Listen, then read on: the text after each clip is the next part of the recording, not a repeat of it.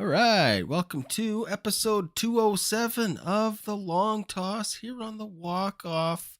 Big Sunday night, ugly win. We got it done. This is good. I'm used to having a good week and then a deflating Sunday that we all get to talk about. And we're like, well, yeah, it was still a good week, I guess. But so this is a good one. This was a good one. Okay, we got lots to talk about. Familiar faces, Jen, Joel, Scott. I'm Adam. I think our names are up on screen anyways. We got about 2 dozen and growing in the live chat, so get your comments and questions in as we go. We're going to talk Blue Jays swept the Braves, series breakdown there. We're going to speculate on some contract extensions. I know it's only May, but some new faces looking good, so we'll talk that. We'll look ahead to the Yankees series. Alec Manoa gets things going there tomorrow for the Jays. AL East and the Tampa Rays.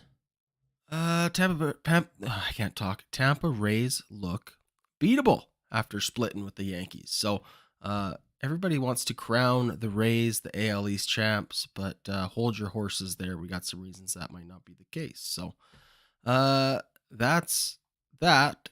Before we get to it, let's promote the Patreon. We've got MLB Mondays every Monday morning, so that's MLB content, not just Blue Jays. I know the name's right there in the title. We got Dear Walkoff on Wednesdays. That's a Dear Abby type of show. Here are the type of questions that we're getting submitted to us. This one, I laughed so hard when I read this, so I'm going to share this one. But Scott and I giving uncensored and unlicensed life advice. So we're changing the names and the cities of our Patreon members submitting these to protect their own identity. But this one comes from Sasha in Kelowna, who says, Dear Walkoff, I started seeing this guy and he's great. He's a teacher, owns his own house, and he's so fit and handsome. We've been on 3 dates so far. We went bowling for our first date, went to the movies for our second date, and for our third date, we went for a sunset walk along the beach. But recently, a red flag popped up. On our last date, when he ordered his coffee, he asked for it with sugar and beef extract. Turns out he meant cream, but like WTF. Am I being too harsh for thinking this whole beef extract is a deal breaker? So Scott and I are going to weigh in on thoughts like that. So if you...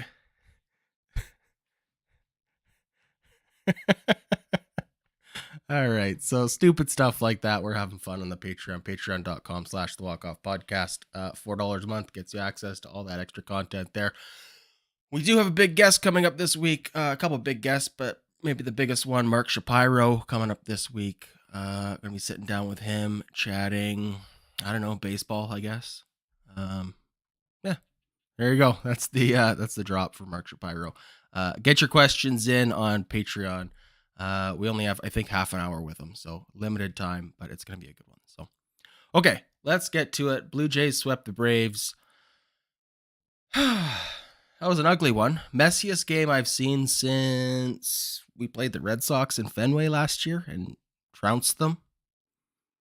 Although this was a two-team effort for the sloppy play. Let's, I guess, before we get to this victory tonight, let's rewind it to the Chris Bassitt complete game shutout to start things off. Chris Bassitt is just makes me so happy every time he takes the ball. I don't have enough good things to say about Chris Bassitt and this team in general. The toxic positivity just oozing out my pores. Sometimes I feel like I'm too high on this team. But Scott and I were looking ahead at this. We're now 3 games into 17 games in 17 days. My expectations were low because these are all against good teams. And then I forget, oh yeah, the Blue Jays are also good. Anybody else feel this way, Jen? What are your thoughts on this team?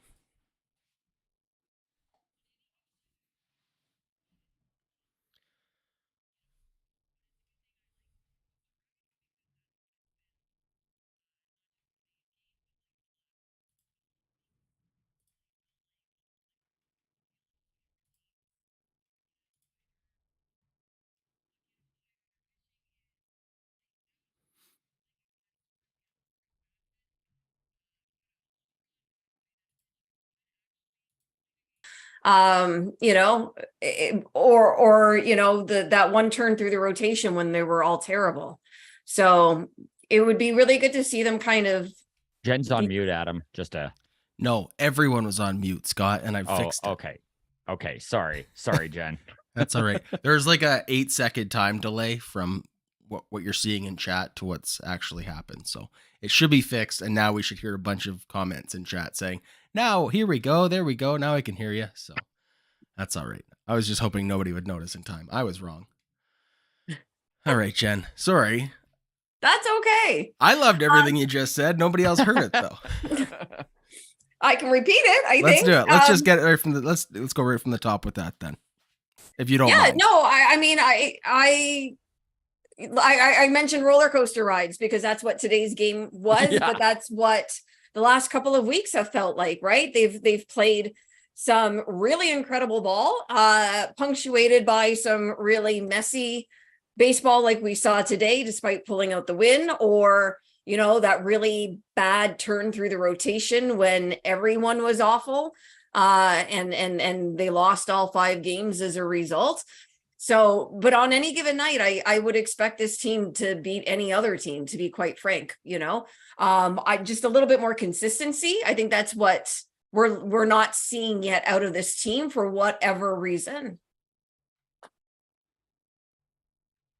Yeah, I agree 100% with that. I mean, even if you kind of look back on the chunks of wins and losses, right? Like they won 5 games in a row and then dropped that final game at home to Seattle, followed by a sweep of Boston, followed by sweeping the Pirates, followed by being swept by the Phillies into sweeping the Braves. I mean, that's not a very mentally healthy way for the fan base to need to deal with a team. Like, it's just like I'm pulling my hair out. And then sometimes I'm like Adam, where I'm like, am I too high on this team because I feel like they can beat anybody? So yeah, there's been a lot of ups and downs, but I mean, just a few takeaways from this team is how good they are at home. They are now 12-3 at the Rogers Center. They've only played 36% of their games at home so far.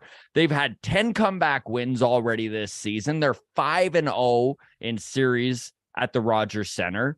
I mean, they're on pace for 97 wins and have only played a third of their games at home. I really do think that this team is maybe better than some of the fan base are giving them credit for.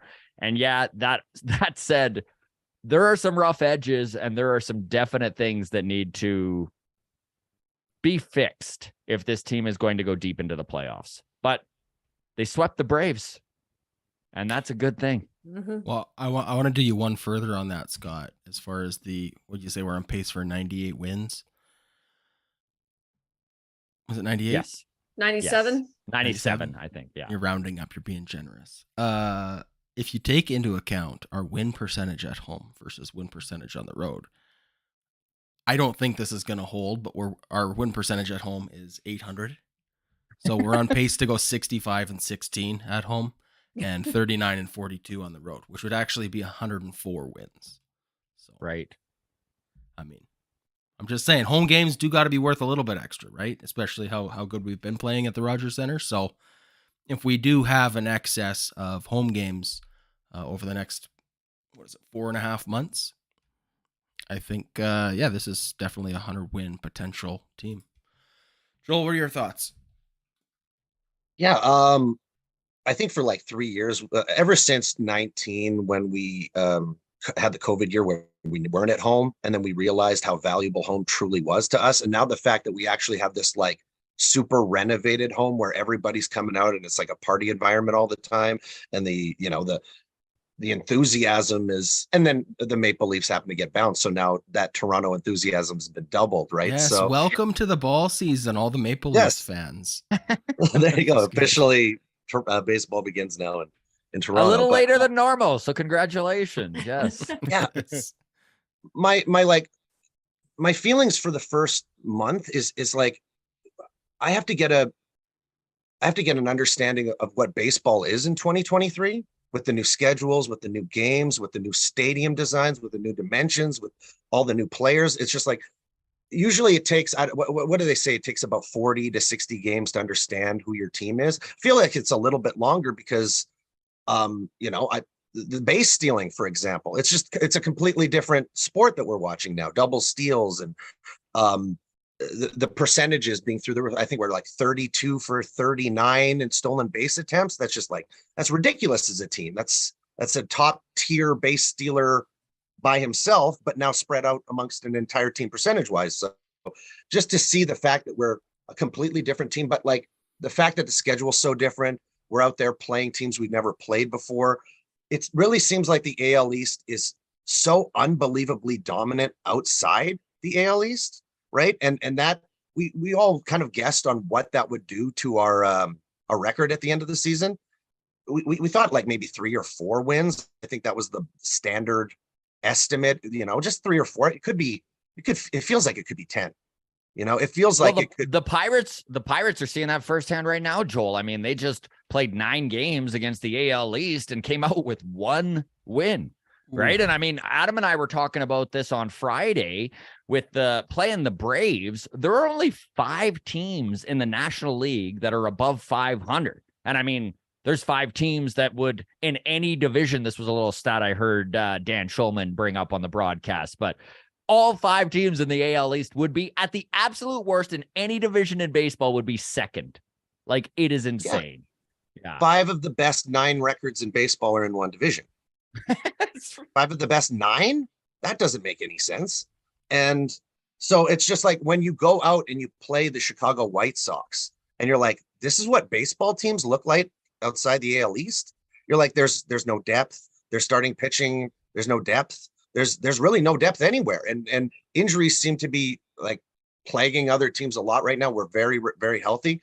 But at the same point, like, I need to see 60, 70 games to say, are we a 600 win percentage team? Are we closer to maybe 700? Like the big stretch of games that we have now that we play in a row, but 60% of them are at home. And like you said, Scott, 65% of the games we previously played are on the road. So it's just, once you get numbers that are like 50% home, 50% away, you've kind of played everybody once, and you've got, 200 at bats behind everybody, we'll get a better race. Is just kicking ass. So. Yeah, I feel good about this team. I hate how much I disrespect their talent. Like I do feel like, I don't know what it is in me, but anytime I look at the schedule and I'm like, oh, now we're playing the Dodgers and the Braves and the Padres, I'm like, oh, I hope we can go 500 on this stretch.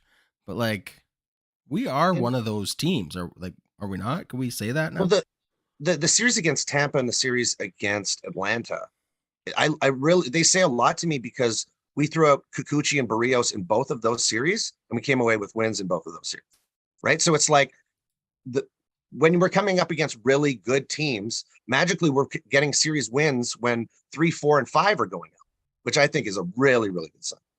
I don't think we were consistently getting wins over the last few years when our 3, 4, 5 starters were going out, especially against top teams like Atlanta and Tampa. Well, we have to have one of the best pitching staffs in baseball at this point. Do we not? I feel like with Barrios and Kikuchi running, yes. Like, yeah, as far as sheer depth 1 through 5 goes, I would put ours up against anybody's. On top of that, Adam, the Jays are the only team in the division to only have 5 guys starting.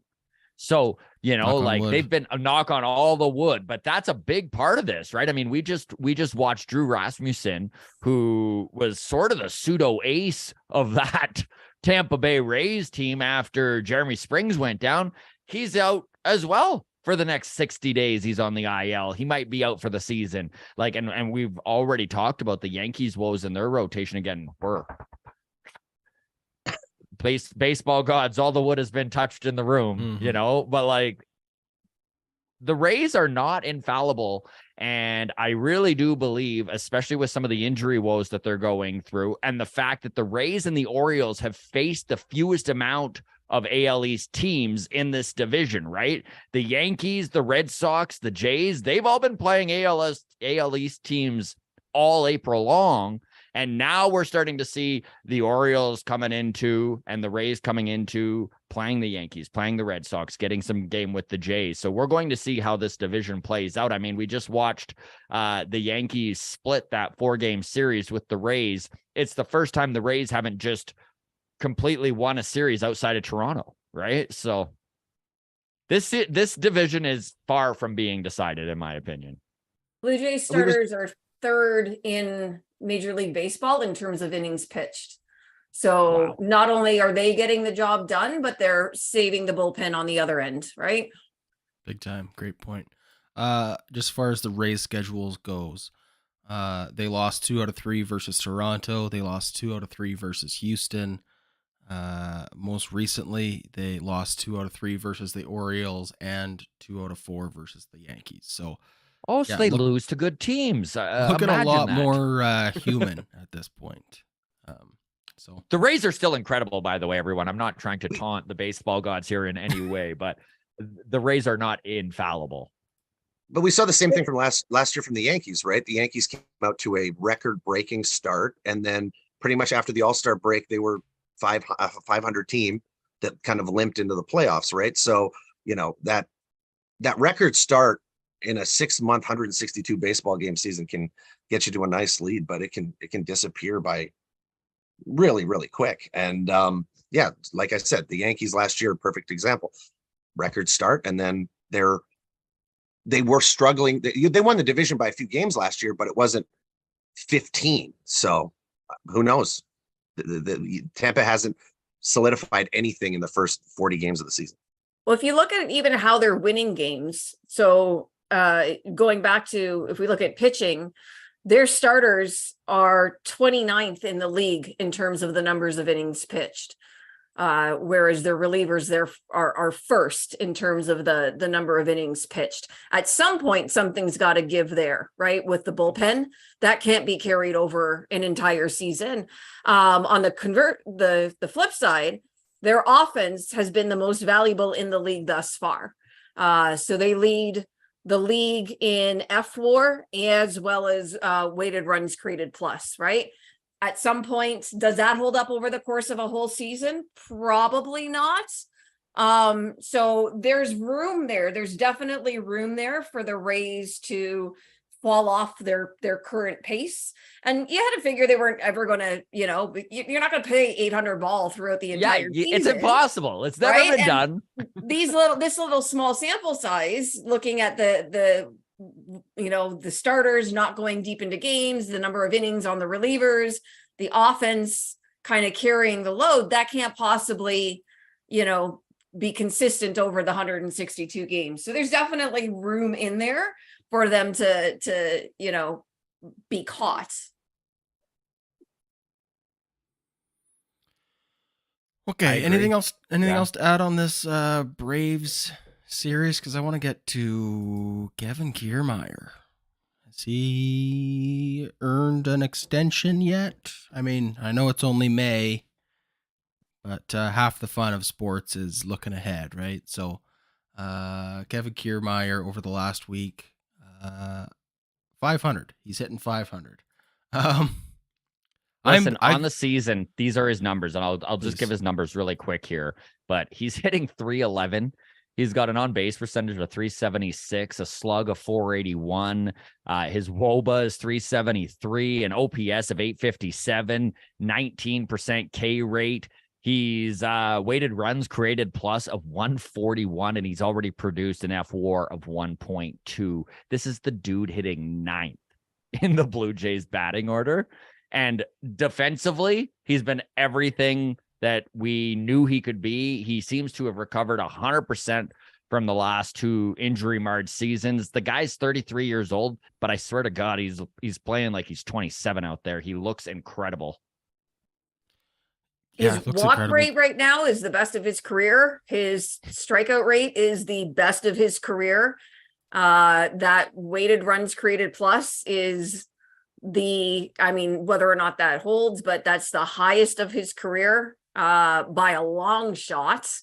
I think his highest posted was 113. He's slightly ahead of Vlad in terms of F4, if that measurement means anything to anybody. So there's a lot going for him. The flip side is that he is 33 years old. He does have a history of injuries. Most of those injuries do seem to be from his style of play, versus like wear and tear type injuries. You foul a ball off your foot and you break your foot, right? That type of injuries. And the Jays already have an aging, oft injured outfielder. So I don't know, but the flip side, what are you giving him, I guess, is the question, because I'm totally open to extending him. I've always been a Kiermaier fan, but what are you giving him? This is where I think they might be lucky with Kevin Kiermaier at 33 years old with an injured past. You might be able to go to him right now and be like, listen, why don't we extend you 2 more years? You're here till you're 35. We give you the exact same, maybe a little more. Maybe he makes it. He's now making 3 years, 36 million, something like that. I don't think you need, like, Kevin Kiermaier is not going to break the bank. And if he likes Toronto, and I guarantee he's looking at his numbers going, holy shit, I am a really good player when I'm well protected and everyone's worried about Springer, Bichette, Vladdy, who are hitting right after I'm coming up in the 9 hole. Like, he might totally be prepared to be like, yeah, I'll sign on for 10 million a year until I'm, until 2025. I've never seen a player like love Toronto so much, so quickly as Kevin Kiermaier. He likes playing in front of fans, Jen. Well, okay. there's that, of course. Yeah, no, but it's incredible what he's sort of everybody's new favorite Blue Jay, right? Good for him. I like I said, I've always been a really, really big fan of his. I think, 2 years, absolutely. I think 2 years, get it done if you can. Is there a chance that we can just chalk all of these numbers up to the fact that he is playing in front of big crowds now? Like, looking at the Pirates last year, I think him being healthy is probably way more likely. The joke that the Pirates were, right? Cell phones bouncing out of pockets, gloves off, eating spits mid-play, right? Like, this is a bad team. There is an aspect of like psychological impact where you're like, these games don't mean anything, and it's just hard to like get into game mode, right? So like when we look at a guy's performance numbers, whether it's a bullpen piece that we were considering, trading for or signing in the off season, it's like, well, maybe their numbers would be better if they were playing meaningful games, right? Is that possibly an impact on what Kevin Kiermaier is doing? Is just like the fun that he's having of like, like there's always the talk of like, oh, he's a big game player, or he's not a big game, or like, they're clutch, right? What does clutch mean, right? Like, I feel like Kevin Kiermaier is just like feeds off that energy of a big crowd, and he's always played well at Rogers Center, right? For whatever reason, crowd might be part of it, but I think it has more to do with what you just said earlier, which is the lineup protection that he has. Yeah. Doesn't have to do too much, that's for sure. He said he changed his approach this year offensively at the plate. He's not trying to hit home runs. He's not trying to play a power game at all. He's just trying to make solid contact, hit line drives, and get on base, which is like really interesting. That if that was just a mechanical mindset change, that he could have been like a 140 WRC plus player the last 8 years and be a Hall of Fame type guy now. Like, it's just interesting that was he felt, I'm not saying that that's what it is, but he has verbally said that that's an approach that he has taken this year with the team. And it's funny to think that he was going up there for like 8 or 9 years with this power expectation in his mind, when that clearly wasn't his game offensively. This, slap the ball down the line, it gets by the first baseman, and then you're looking at 3, you're looking at a triple. Like, that's his slugging is more inside the park than it is trying to put a ball outside over the fence. So if a lot of this is coming from a mindset change, it's really, really impressive to be able to do that at 33 and then see your numbers just kind of explode in a completely different way. I love the mentality of Sorry, Adam, go ahead. I was just gonna say I love seeing the number 5 guy get out, whether that's Chapman or Varsho, because I'm like, yes, next inning we can have a 3 up, 3 down, and then Kiermaier can lead off for our good hitters at the top of the order. Well, the bottom of this order sure looked good this series, and that is one thing that I did want to bring up is that there really is amongst this team more than I have noticed in other years. Not that 2021 and 2022 weren't a team-orientated first lineup. However, you're seeing guys like Brandon Belt lay down bunts to take advantage of the third baseman shifting too far over. You know, like they're taking what they get and they're passing the baton down to the next guy to get things done. We watched Vladdy come up big a couple times there after Bichette either took a walk or wound up getting out. And this lineup is just so deep. And when there's that mentality of that guy in the 5 hole, like Brandon Belt, who's prepared to literally lay down a bunt to let the next guy, Merrifield, get a chance to move him up, they're taking it. By the way, there's a ton of talk in chat here about Whit Merrifield, so that is a subject we should tackle here. Okay, well, we are going to get to Whit Merrifield in just a second. Okay.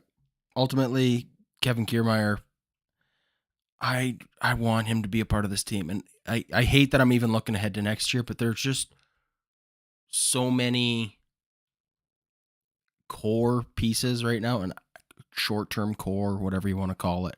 But like Chapman going into free agency,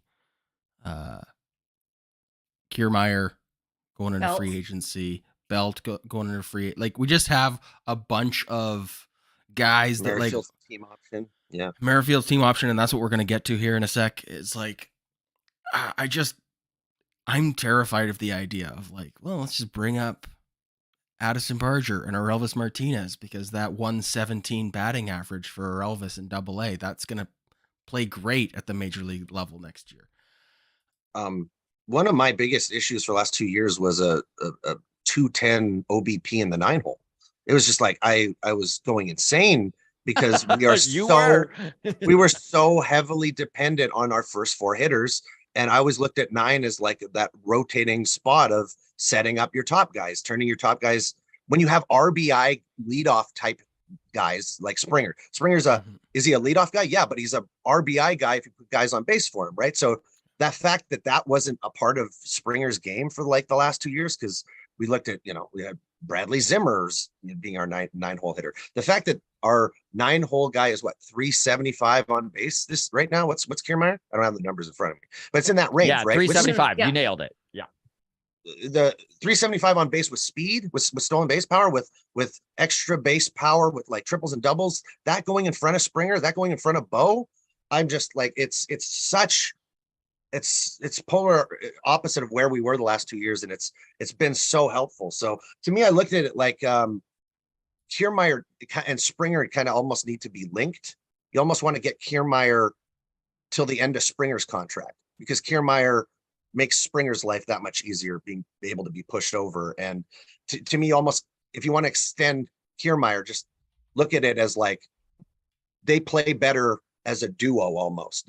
Springer isn't playing better, but he's put in a better position. His numbers aren't where they need to be yet. I'm not saying that his numbers are where we want them, but he's at least in a position where he's not in center diving and killing himself all the time. So his job is much easier, and Springer's doing everything Kiermaier's doing everything you could ask of him. So just, that 2 more years, connect him to the end of Springer's contract. That makes all the sense in the world to me.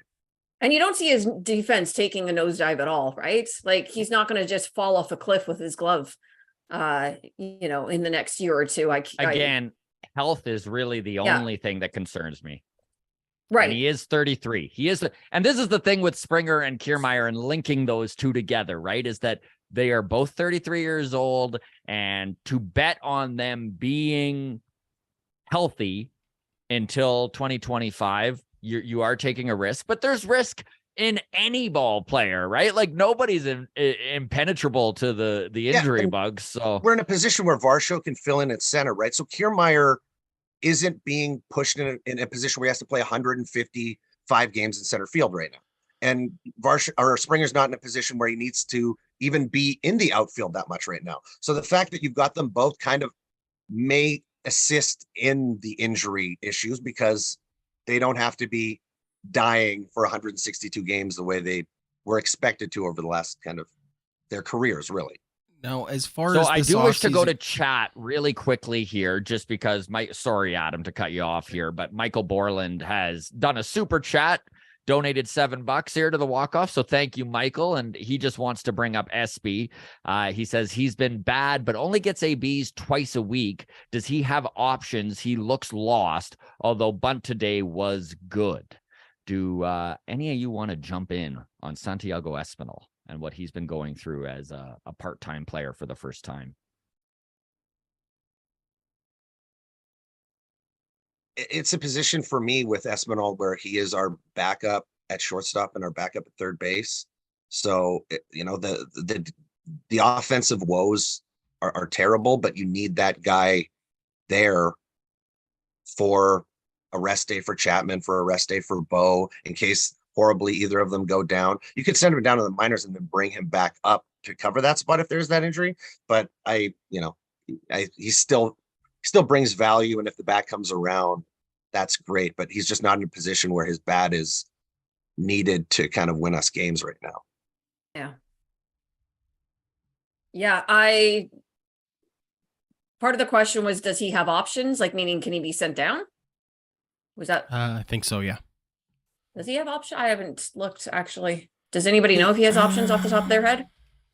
Yes, he does. Okay. His service time might be at the point where he would have to agree. I think if I was Espinal, I would agree to get sent down. I'd be like, yes, give me every day at bats, because that might be what he needs. Truly. Even as far as the trade value goes, he probably has more trade value hitting every day in AAA and being able to absolutely point to hey, this guy was an all-star last year and he's hitting 317 in AAA right now. We don't have a spot we have a log jam in front of him, so it is what it is, but he's still hitting well and he can play shortstop on your team. Whoever. I don't know. If I was Santiago, that's what I would do. I'd say send me down to AAA and then trade me as fast as you can, please, because I got to make some money. That actually might be. I know that they brought this up on Blair and Barker earlier in the season, that it might actually come to a point where when you have 3 second basemen, someone's not going to be happy with the amount of ABs they get. And Espinal does have a lot of value. I mean, we talked about this. Not that there's anyone in the Jays system right now who could come and be the backup shortstop. So Espinal is pretty valuable to the Blue Jays. However, that said, if Espy wants out, I mean, he's a pretty viable trade chip. He's cheap, so he could go to literally any team. So if there's a small market team without a very big budget, he would fit nicely in as an everyday second baseman for someone who needs him. So yeah, it's a good point, Adam. It's weird also how our second baseman kind of also covers our outfield. So if there's an outfield injury, then our second baseman slots into the outfield, and then we need Espinal to go to second base. So it's Espinal kind of covers second base if there's an outfield injury, and then shortstop and third base if there's an injury there too. So he's weirdly a backup for quite a few positions because our second baseman is our fourth outfielder. I think my bigger concern with him, I mean, obviously, if you're not getting regular at-bats, you're probably going to not look good most of the time. But there have been some defensive issues as well. And that is more concerning to me than the lack of production at the plate. And I don't know if that's also a factor of sitting on the bench. I feel like defense shouldn't slump by sitting out, multiple games in a week. I just feel like defense is something that doesn't really, fall off just because you're not playing every single day. But I don't know. I don't know. I get the defense doesn't slump idea, but I do think it gets rusty. That's what I'm saying. I don't know to what extent that can be attributed to not playing regularly. Yeah, well, I think this is why everybody would benefit from him in AAA is let's send him down, because either he's had a regression, offensively and defensively, or it is just lack of playing time, and it is like can't get the flow going. I don't know. It's I don't dislike Espinal. I think he's a little me overrated, neither. but Yeah. I like our team better when he is good. Right now, yeah, as far as the defensive struggles go, I'd rather see Kevin Biggio. Like when Whit Merrifield has to go to the outfield, and whatever, take your defensive matchups out of it if you like, but I'd rather see a lineup that had Whit Merrifield in center field or left field and Kevin Biggio rather than Espinal. Espinal just seems to be struggling so much defensively. He is a little bit better statistically on the offensive side of the ball than Kevin Biggio, but Biggio I don't feel like is going to make any errors defensively. I don't know what it is with Espinal, but something's got to get right. Okay, let's thanks for the super chat there. Let's get back on track and talk Whit Merrifield's contract status, because again, this is a team where this offseason Chapman is a big time decision, right? This is going to be several years, probably in the 8 to 9 figure range. Whit Merrifield has an $18 million option, which when we traded for him last year, I don't think anybody, it was a foregone conclusion that that option wasn't being picked up. Right? Yeah. Now, it almost feels like so. it has to be. Funny. You know, I just don't know how this team can go into an off season with that many question marks and that many holes. Like, we are going to have to bid in a bidding war for Matt Chapman. I don't even know if we're going to participate in that, to be honest. But now we're looking at filling. Like, if we do lose Chapman, we got to bring somebody up to play third. I don't think it's Espinal or Biggio. It's just, what are your feelings here, Joel? Let's start with you, because Jen, I know last year you weren't such a big fan of Whit Merrifield, so I'm curious to see if you've come around on him at all. But Joel, let's start. There's something I'd like to clarify about that, but yes, Okay. Joel, you go first. My idea is like your goal is to bring Chapman back, right? Chapman is such a core element of this team right now, and if he wants to sign a 5-year, $150 million deal and come back as a Toronto Blue Jay, that's your goal. If that falls through, the next day, Whit Merrifield's team option is going to be picked up, because you can't lose two. You can't lose your third baseman and your starting second baseman. You can't, right? So if we do sign Chapman, then we may, and once again, 4.5 months of baseball have to transpire here for us to be seeing if we want Whit Merrifield next year, right? He could go, Yeah, of course, 190 for the next 4 months, and we never think about picking that option up.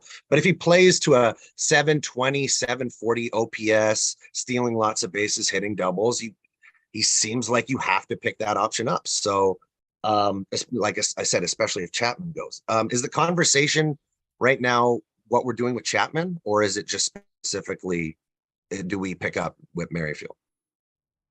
Whatever direction you want to take this, Joel. yeah. Because like this is a super hot take, and but if we lose Chapman next year, I think we're looking for a first base replacement, and we move Vladdy back to third. I know that's ridiculous. He's got a gold glove. He's a gold glove first baseman, but he's got the truest arm at first base, and it is wasted. I think his athleticism now plays at third base. He's lost that weight, and I think he could play average third base now, especially with that arm. That arm is wasted at first base. You know, So when I he feel like when he threw home and threw that laser beam to Jansen at home, I think it was in the 9th inning there yesterday. All I could think was, man, if we could somehow hybrid Bo Bichette and Vladdy into one player, it would be the best player of all time. Because, yeah, what an arm he has at first base. Definitely wasted is probably the best word for it at first base. He has the best arm on any first baseman in baseball. Maybe he could play third base. He has lost some weight. He's athletic now. Yeah. Who's going to dig the ball out of the dirt for Bo? Kevin Biggio. to me, that's a replaceable Move skill. Bo to first. Like, it's like if you also, this is a situation. If if Vladdy is playing average third base, his WAR jumps 2, his value jumps incredibly, and he's like, oh wow, I'm an 8.5 WAR third baseman as opposed to a 6.5 WAR first baseman, right? I feel like that is much more replaceable first base. You can find slugging first basemen and convert them to first base very easily. We just saw them do it with Vladdy. This is a great way, Joel, for him to make sure to get that $400 million instead of $300 million. That's what I'm saying. That's You're like, this works out great for Vlad. Yeah.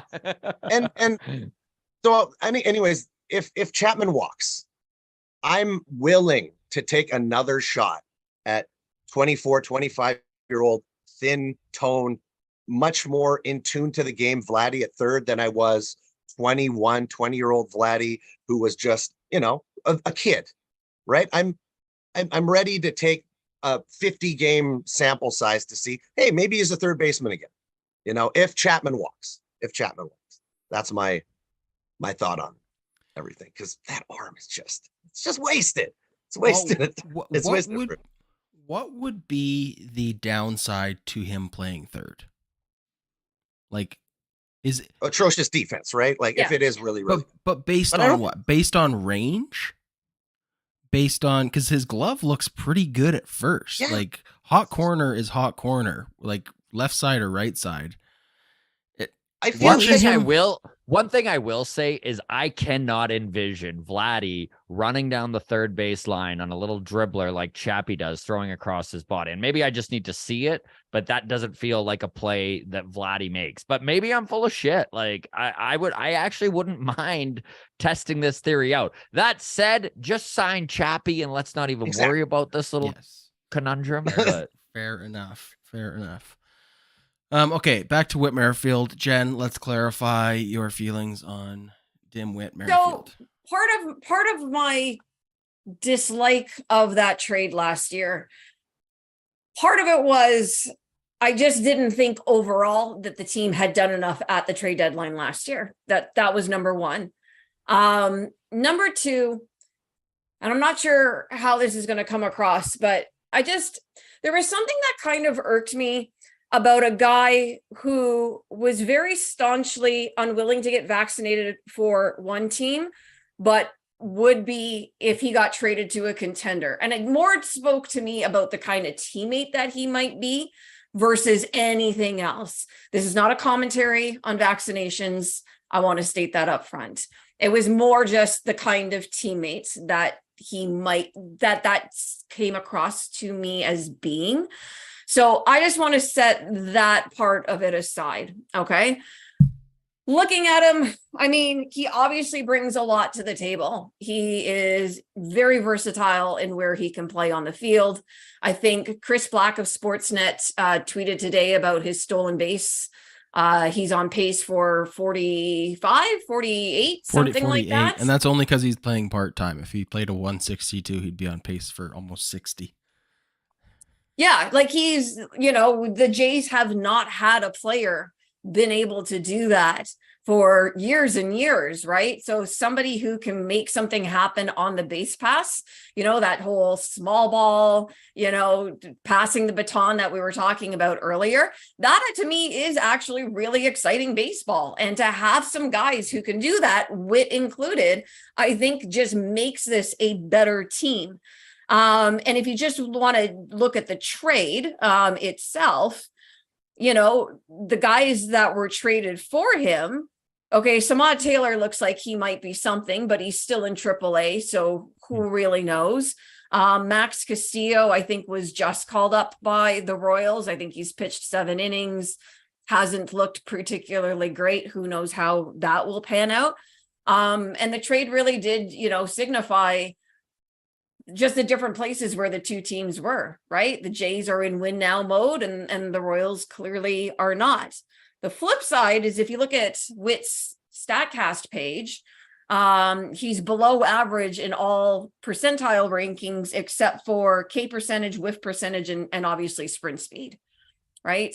So, you're lacking a little bit on the one side of the ball, but you're getting a lot defensively, in terms of that versatility and making things happen on the base pass. I've got nothing bad to say about him. I do not hate Whit Merrifield. When it comes to Whit Merrifield, for me, I don't think that, so it's a mutual option, right, for $18 million. So both the player and the Jays need to agree to it.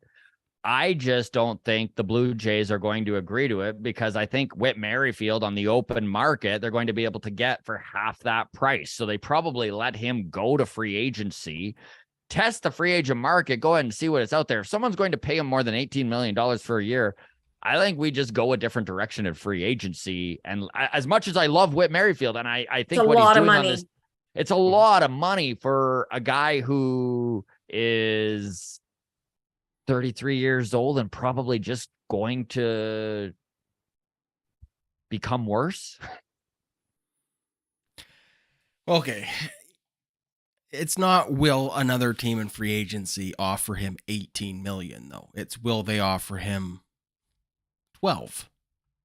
Will they offer him 13? And then we're going to have to match that offer anyways. And can we even if it's the Dodgers? I just don't like an off season. I just don't like an off season where we don't have a major league third baseman or second baseman, and we're supposed to be in the middle of our contention window. I don't like anything about that. That is giving me night sweats already. So I don't know what order this needs to happen in, but they need to figure out what order do you want it to happen in? And Whit Merrifield. I don't even care, but just if we're going to lose Matt Chapman, we need to retain Whit Merrifield. If we can keep Matt Chapman, I'm fine with releasing Dimwit back into the sea and trying Addison Barger at second base, or rolling the dice with another free agent second baseman, or giving Espinal another shot if we haven't traded him by then. But if we've also lost Matt Chapman and we're doing a Vladdy at third experiment, or we're going in-house with Espinal at third, or we're going to have to spend money on... I just don't want to lose Matt Chapman. The options out there in free agency for third baseman is not very deep either. So no, that's why Chapman's someone's going to offer him well. something. Yeah. Man. Mets have all that Correa money, and if they don't get Ohtani, I could very well see Matt Chapman in a Mets jersey for $200 and something million. Some ridiculous contract. Because, yeah, I'm scared. I'm with you. I'm with you.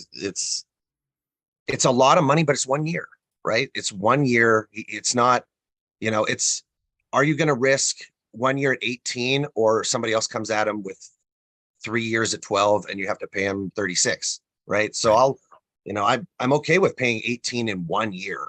It's not going to break our backs over, a 5-year span, but if we lose those two, it's scary. It's scary. It's a scary time to lose your second baseman and third baseman. Very scary. Okay, let's look ahead to the New York Yankees. Yankees coming to town for 4. We got Manoa taking the bump. Manoa, Gossman, Bassett, Barrios. That's our 4. We are going to face Garrett Cole in this series. We are going to face Nestor Cortez in this series. We are going to face another couple Band-Aids. 3-1 feels like if we don't get 3 out of 4 against the Yankees, I'm going to be frustrated. They just split with the Rays. That was in the Trop. No, that was at home. That was at home to the Rays. We got to be able to take 3 out of 4 at home, right? You have everyone pitching except Kikuchi. So you would think Gausman is a likely win, right? Like if he does what he's supposed to do. Bassett gives you a good chance at winning. Manoa is the only one I'm actually concerned about, despite how much he plays well or has played well against the Yankees. Bassett is going against Cole, by the way, so I don't know if that factors into your equation. Just look that up. I'm just looking in terms of providing the team with a really strong chance to win. Mm-hmm. Yeah, with the Yankees slightly injured right now, you would hope to make a statement and take 3 games here, right? Like later in the season when they're firing on all cylinders, maybe 2 out of 4. But right now, here and now, this seems like a series that we should take 3 out of, right? We're not really, there's no injuries. This is the best. We're all there, right? And they don't have Stanton, they don't have Rodon, so they're missing key elements. So 3 out of 4, yeah. They do have Judge back, and I think he hit That's what, true. 2 home runs 2 in home his like first game back or something like that. So Wow. I hate that we keep going back to this topic, but where's everybody feeling on Alec Manoa? Velo was down again. Seemed like he just, I don't know if I had a nickel for every time Joe Siddle said, "Ooh, really got away with that slider," during his last start. But that was going to be one of my potential topics for tonight. well, let's get to it now, and then we can get you a second topic later. But I posed the question on Twitter, and and it wasn't even like a serious question. It was more just like, I said, seriously, what's wrong with Alec Manoa? And it was more just like a what the hell tweet versus I'm looking for answers, but I got a lot of answers. I got a ton of answers. Everything from he's a slow, deliberate pitcher, and therefore the pitch clock has really messed with his timing, and he still hasn't been able to adjust. That came up from several people. Several people brought up his, in what they viewed as his conditioning, came up quite a bit, that the league had figured him out and he had not yet adjusted to that aspect. There were other answers as well. I think those were sort of the main ones that kept coming up. So that was going to be something that I was going to pose to all of you was, what do you think it is? Or do you think it's just a combination, sophomore slump? I'll jump in here and I hate to say it. I think if that MLB Network analyst didn't throw shade at Alec Manoa this offseason and his work ethic in the gym, I don't think work ethic is Alec Manoa's problem. Let me just start there. But if that didn't go down, because when that went down, everybody in Blue Jays Nation and the Sportsnet brass came to his defense, and rightly so. But we also kind of painted ourselves into a corner defending his size. And I feel like that is an issue that needs to be looked at.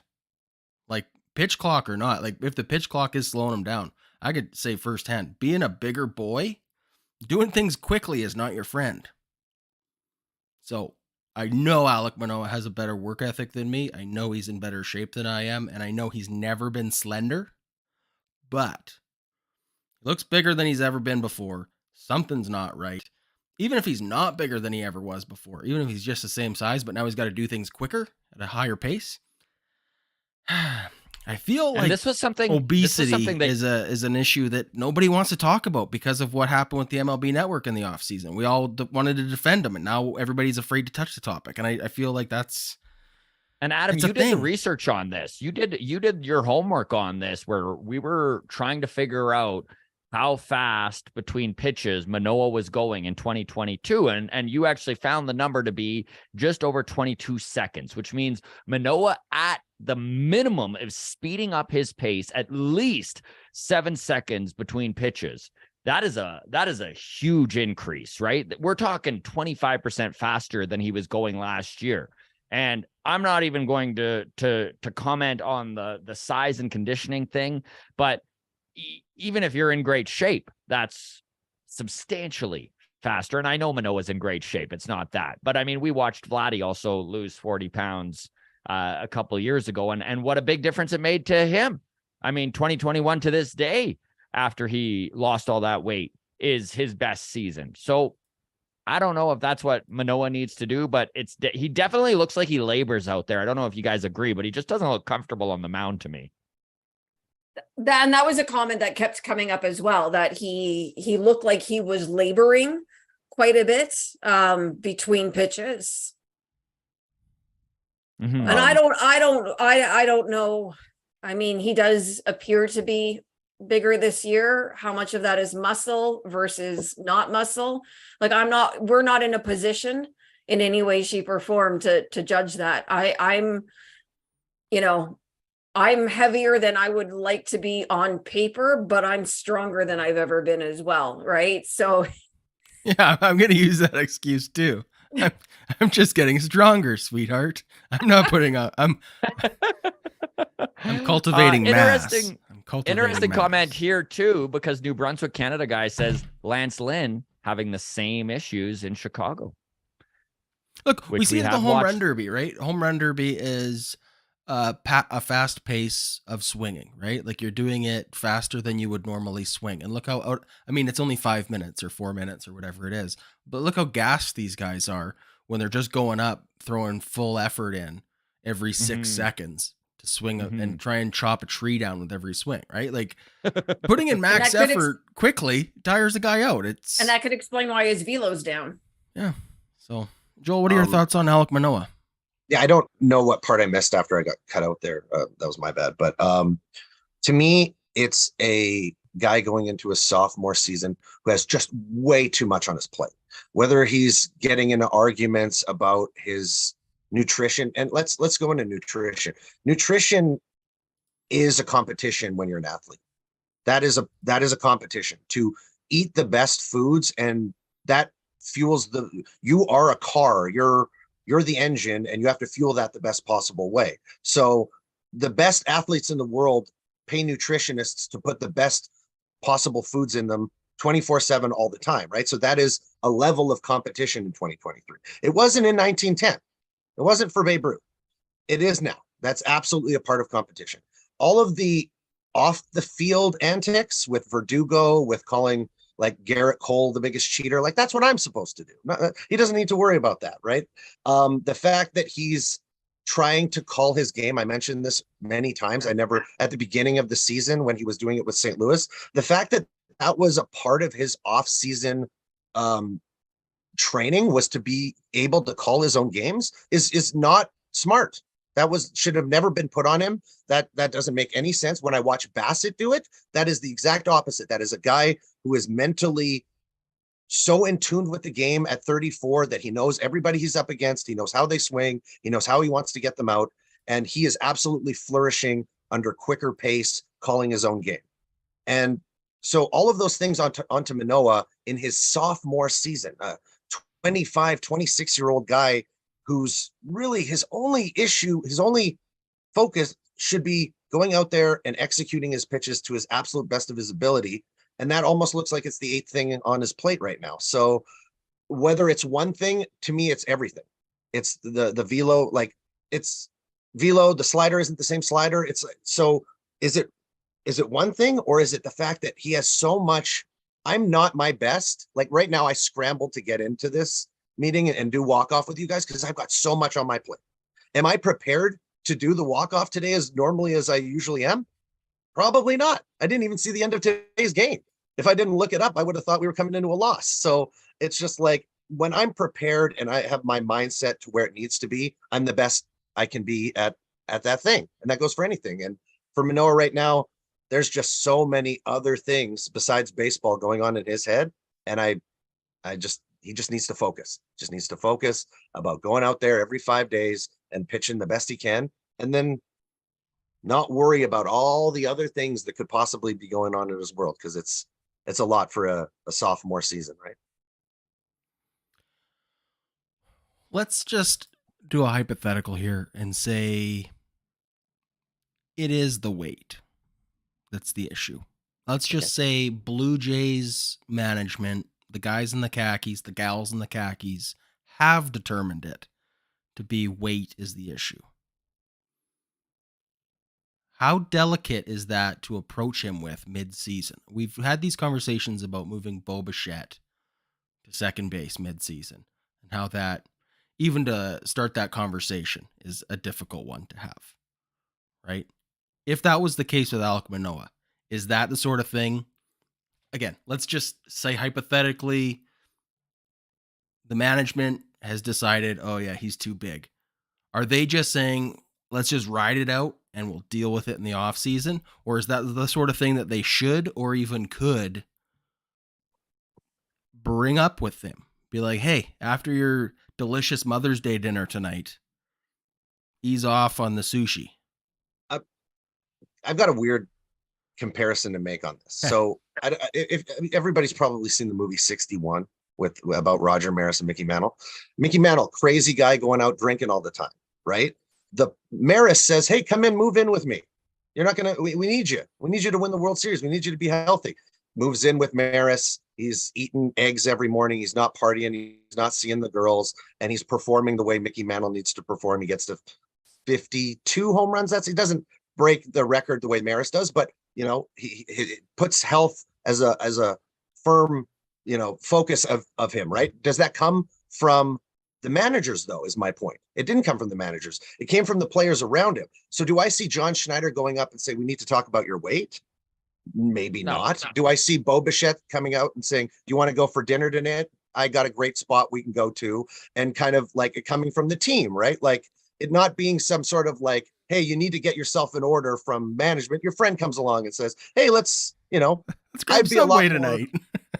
Exactly. I'd be a lot more keen to focus on my nutrition if one of my friends was coming up and saying, hey, then it's not, I don't know. That's just my comparison to see, Mickey Mantle back in those days was, his own worst enemy. So, and his friends came in, his teammates came in and kind of fixed that out. So I don't see it as a situation where you want your coach coming in and say, listen, you can't be eating so many burgers. But if my teammates, I agree with you, but I think it's not just one thing with Manoa, right? I don't think it's necessarily his conditioning. It might be a little bit of his conditioning. It's a little bit the pitch clock speeding up. It's a little bit, he's got a lot on his plate with, like you said, Joel, bringing up, the Verdugo, and Cole's the biggest cheater. And then he finishes top 3 in Cy Young, and there's extra added pressure on top. I think it's just a culmination of all of these things. And I do truly believe Manoa is going to be fine, but it's hard to watch him for these first 6 weeks of the season and not recognize something is wrong. Now, what it is, he's pulling his slider. He doesn't look comfortable on the mound. He seems gassed. Like, all of these things are true, but what the solution is, frick, I mean, you're going to need a smarter guy than me. And I think even if the Blue Jays knew, it would be fixed already, right? If Alec Manoa's problem was obvious, I think they'd already be on the path to it being solved. Well, they've got to look at the mechanics of his slider, because that is his bread and butter. So whatever's up with his slider is what needs to be fixed. I think if this team, Adam, to your question, if they had any thought that it had anything to do with his conditioning, that high performance department would have no problem speaking to him. I don't think, you're paying the guy. You have the nutritionist, you have the coaches, you have this, you have that. I think you absolutely would go to him. But I'm also the person who would go to Bo and move him to second base. So I don't know. Fair enough. Fair enough. Alec Manoa, 4.83 ERA as of today. Does he finish the season over or under 4.5 for an ERA? Jen? Pardon me? Over or under a 4.5 ERA for Alec Manoa? Does he finish the season? He's at 4.83 today. He's at 4.83. I think he'll finish a little lower than that. Okay. Maybe around a 4.5. Maybe around a 4.5.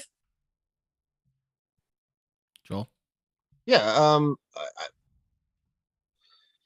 If he turns it around and becomes Alec Manoa, next start, you're looking at him at a 3.10 at the end of the year. I don't think you're going to see these 5 weeks. Stupid answer. I know. I'm just saying. Yeah, I don't think if he pitches good, he's going to have good numbers. But will he pitch good is the question, Joel. Yeah, I don't look. I'm saying the best Manoa we've seen in the last 5 weeks, right? It's going to be somewhere in there. You're not going to see the inconsistency that you've seen out of these last 5 weeks.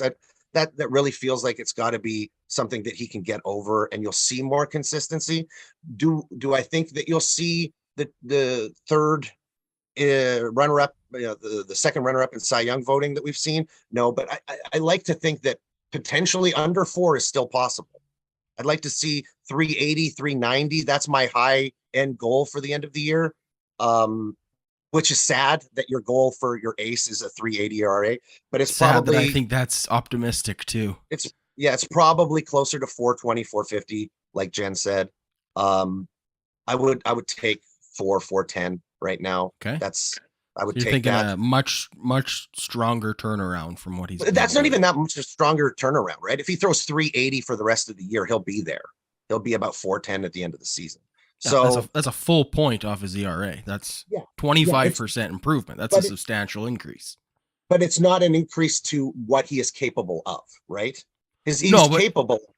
But if he pitches a 3.8 ERA the rest of the season, I think we're all ecstatic with that from our number 3 pitcher. It's right now. I don't even want him starting a playoff game. Is how bad he's been. You guys did the video of our first 3 starters to start a postseason game, and it's Gosman, Bassett, and who did you have? Kikuchi? I think it was Kikuchi. Kikuchi or Barrios, but yeah, Barrios, right? Like it's so sad to say. I don't think anybody would have guessed that Manoa would have been out of our postseason pitching picture, 5 weeks into the season, but that's kind of where we are. And 380 for the rest of the year is. If he pitches 380 the rest of the year, I'm happy to see him in the playoffs. I still very much believe in Alec Manoa. I really do think that this is just a blip on his radar that will be his career. But am I concerned about Alec Manoa right now? Middle of May in 2023? Hell yeah, I am. And again, however he needs to put it together, but my goodness, it would sure be nice to see his slider back to where it was. And on top of that, like, why is his velo averaging 96 to 97 last year on his fastball and 92 to 93 this year, right? Like, there are things Manoa needs to work on, and hopefully he can do it at the big leagues. But I know Adam and I brought this up with Shohei on Wednesday, and we posed the question, is the Roy Halladay being sent down to get right and hopefully find it again in AAA? Is that something that we can see in the future? And he basically was like, I would have laughed at this question 2 weeks ago, and I'm getting to the point where, it might be coming to that. So I don't know how much more rope Alec Manoa has. I don't think it's imminent, but if he's still struggling come June, this might be something we see the Jays seriously consider. I would say a month from now, if we don't see any kind of improvement, I think that's a definite talk. Mm-hmm. The only, and I'm for it. If it comes to that, I'm not against like sending a guy down, regardless of who it is, to get his head right. If Vladdy was hitting 118, I'd say send him down. The only downside is we don't have really any options to replace him with. It's like, Casey Lawrence for 3 White starts. is being built up. Mitch White, there you go. Yeah, well, there you go. The other thing I talked about, and I know we have this understanding that Manoa and Kirk are a battery that can't be broken up, but these are 2 very, very young players. Okay, 2 very young players who had incredible success last year as a battery, but then went into this year under the idea that Manoa could take control of the pitch calling. So if that's in any way something, and Danny is consistently calling good games, before that happens, I'd let Danny catch Alec one time. Several just to people, see if, it's just, these are 2 really, really young players, right? It's so, to me, that battery isn't locked like, I don't know, a knuckleball like Josh Tolley was to R.A. Dickey. It's not the same thing, right? That can be a move that can be made, even though they were an all-star battery and we love to watch them pitch and we've seen them be so dominant together. It's just the fact that you took the pitch calling away from Kirk and Manoa wanted it in his hands. So I don't know, maybe just one game under Danny, put a veteran catcher behind there and just change your mindset.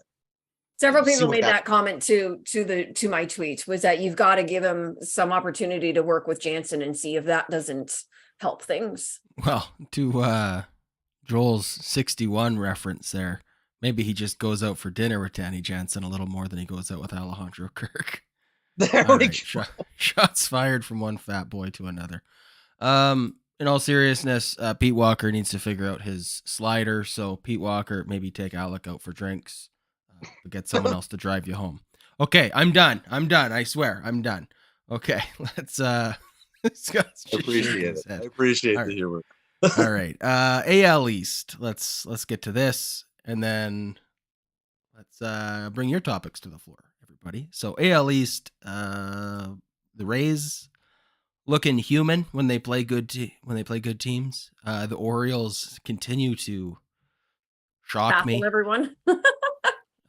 Actually, here's a good question. Who are you more surprised by, the overachieving Orioles or by the overachieving Red Sox? Red Sox. Orioles. Orioles.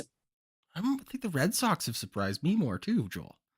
I thought the Orioles would be here, honestly. Maybe not this good, but I thought after last year, they're on a step towards being I this thought they'd team. be like an 85 to 88 win team. Like I thought they'd be above 500 and The youth that not they quite had in coming contention in the whole to way through bolster- September. The youth that they had coming in to bolster last year's team, like Grace and Rodriguez, and like they've got serious youth studs coming to that team, and they were already a solid team last year. So yeah, I felt like Baltimore would be here this year.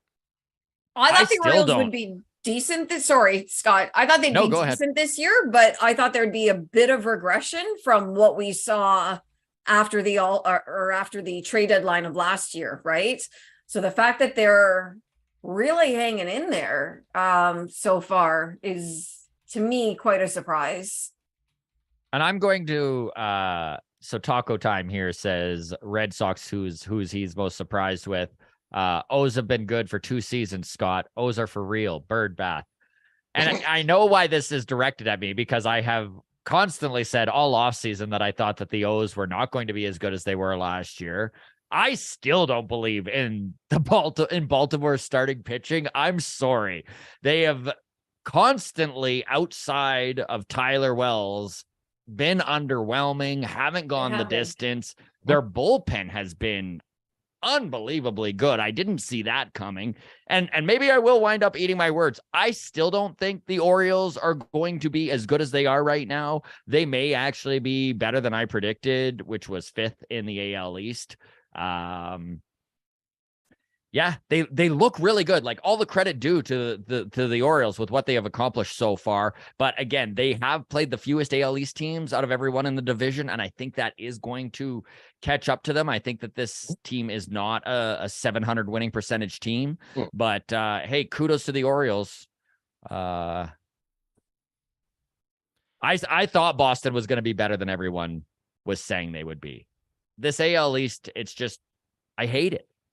Well, My cat wanted to make an appearance, apparently. yeah. Hi there, kitty. My favorite thing about the AL East right now is with the Yankees in dead last, we're finally starting to see Yankees fans calling for a divisional realignment. I'm seeing these videos out of John Boy and stuff. Like, where was this when I was a kid? My Blue Jays were finishing 15 games over 500 and we're 4th in the AL East. Like, it's just nice to see the Yankees finally getting a taste of how good the AL East is and not enjoying it. A month, not 20 years of it. Yeah. All right, I got to dip out for 1 second. Scott, you could take over. Yeah, absolutely. Thanks, my friend. Fangraphs right now has the Orioles with a 36.6% chance of making the playoffs, which is like 3% higher, 4% higher than what they have the Red Sox. Right. And the Orioles have a slightly more difficult schedule ahead of them than the Red Sox do. So what will be really interesting, and I'd love to hear what you two think about, how good do the Orioles need to be at the All-Star break for them to actually make a push and be a team that's in at the trade deadline? Because you know what does scare me about the Orioles? If they go out there and maybe get, Giolita from the White Sox, or they bolster that rotation, that scares me a little bit. How good do the O's need to be for their front office to actually do something they haven't done the last few years, which is add to a good team? I feel like they're us in 21, where So they will bolster, won't they? they're looking to like a Barrios type deal. They're looking for that. I think the Luis Castillo from Seattle last year is now Baltimore. Like Blue Jays, Seattle, and now Baltimore have all kind of fit into that slot of a young team that's taking that next step. And is it to whatever they do to bolster the team, if it's not to make the playoff, if they don't end up making the postseason this year, it's still a move to push them forward to be a better team next year, right? So I feel like they're going to make that move this year. Last year, it was, they sacrificed pieces when they were in contention, so that's not what's happening this year. Like you will see them be buyers probably. And with the fact that the wild card gives you that extra slot more, there are that many more buyers, right? So a team like Baltimore, I will, whether the move gets them in or not, I very likely see them making that similar type move to bring in that core veteran piece to stand behind for the next few years and maybe sign them long term as well. It's crazy to think that there's legitimately 5 teams in the AL East that could be buyers at the trade deadline. That kills me. It kills me. It's just thinning out the available players for the Jays is what it's doing, is having 4 interdivisional teams competing at the trade deadline. It's going to be a wild end of July. That is for sure. Joel, you brought up a good point about teams being buyers. This is going to be my panel topic for today, was expanded playoffs good for competition, right? Like that was the pushback, was going to drive the prices down on the bidding wars and stuff, right? It feels like I'm looking at the AL East right now. There's maybe 3 teams that aren't going to be buyers In the American League. Like I'm looking at the Royals, the White Sox, Tigers. Yeah. maybe the Tigers, and Oakland. Mm-hmm. Like Mariners, Angels, Houston, Texas. Everybody's going to be vying for that spot. Mm-hmm. In the AL Central, for sure, the Twins and Cleveland are going to be going back and forth. And then everyone in the AL East. I don't know what to say. It's frustrating. It's good. It's just frustrating when we're also a buyer and the price is going to go up.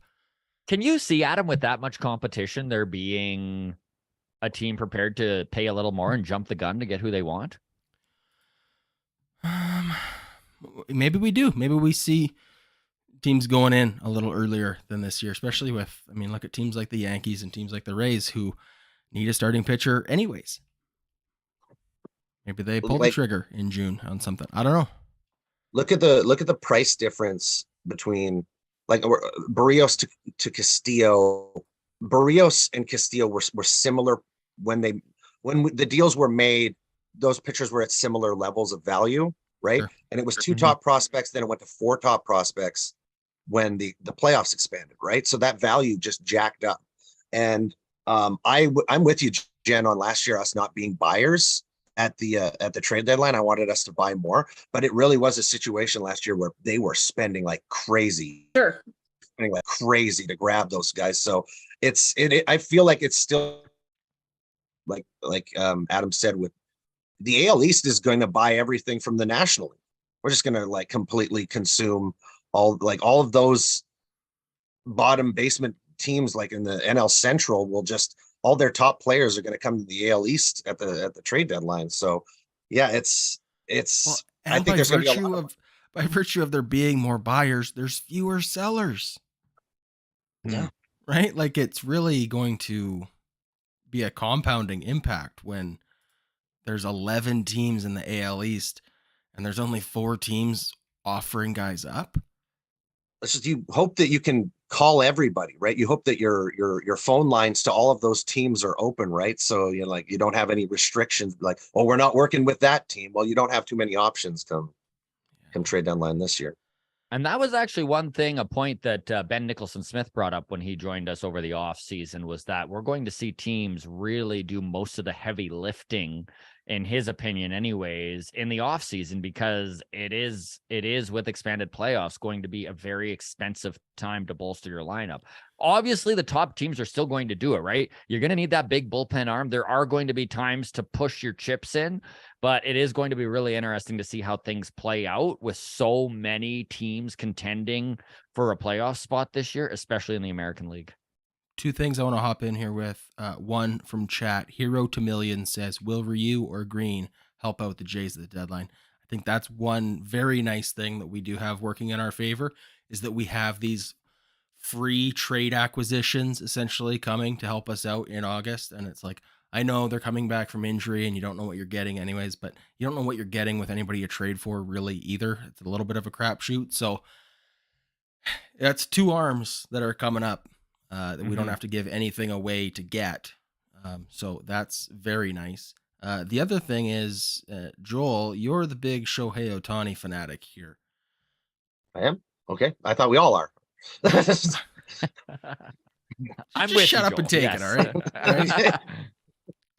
Shohei Ohtani, does his availability on the open market, this trade deadline, whatever, does that impact, like we're talking about all the buyers and driving the price up on everybody? Or does it have the negative effect because of the Shohei Ohtani factor, where they're like, we got to save all of our prospects because we're going to go hard for Ohtani? Or is it only up to the Dodgers? Like, how's that play things out? Do you see a bidding war for Shohei Ohtani, or is it just a one-team race? Because it feels like a foregone conclusion he's going to the Dodgers. But who else could be in on him? The Mets. Mets? Yeah, I think the Mets could still be in on. People have said, weirdly enough, the Padres could be in on him, because the Padres had a ton. They had a ton of extra money that they didn't spend on Judge. They were going to throw 420 at Judge, and so they got Xander. They locked up Cronenworth, but I'm hearing speculation that they may be in on Ohtani. So it's a lot of people assume that he's going to try to stay West Coast, right? So like that's why Mets may not be an option, because he kind of wants to stay in more of a closer proximity to Japan, so it's easier for the Japanese market to consume his content. But like I could see the Mets, like I said, swinging and missing on Correa, putting everything forward next year to grab Shohei. You got an owner there that will spend anything, and this is the one player that you would spend anything on. So to me, those two things. Here's another two reasons for the Padres to go after Shohei Ohtani. First, an obvious one is if he's playing for the Padres, he's not playing for the Dodgers. Mm-hmm. Right? So addition by subtraction, or addition by prevention. I don't know, whatever. It's math. I'm not good at it. Second option, Juan Soto. I feel like, I know he's been playing better as of late, but he may not be the $400 million contract that they had penciled in to be paying this offseason when they traded for him. If I'm the Padres, I'd rather spend $500 million on Shohei Ohtani than $400 million on Juan Soto. How do you feel about Juan Soto and what's gone down there? Does that calculate into the Padres for Shohei Ohtani? Or are they going to re-sign him? Are they going to re-sign Juan Soto? Because they paid a lot of price to get him. Yeah, Soto's numbers, you want the 350, 1050, 1100 OPS guy. You want the 350 batting average. You want that guy. You don't want the 243, 400 on base. You don't want that guy. That's not the MVP player that they want. It's a situation where he's a little bit too passive at the plate. He's walking way more than he's hitting, and at that, I know Jen loves Joey Votto so much, but you don't want him turning into a guy whose value is based on his walks. That's not where Juan Soto's value was. His value was hitting a home run against Cole in the World Series, and then the next day hitting a home run against Verlander. So it's just like, that's the guy that you want. You want that guy who's the best hitter in baseball, and right now he's more of a table setter. So you don't want to spend $400 million on a table setter. Right. You know what's going to be really interesting with Ohtani at the trade deadline is if the Angels continue to not be a dog shit team, because they haven't been. And if they continue to stay in the playoff hunt, there's no way they move them.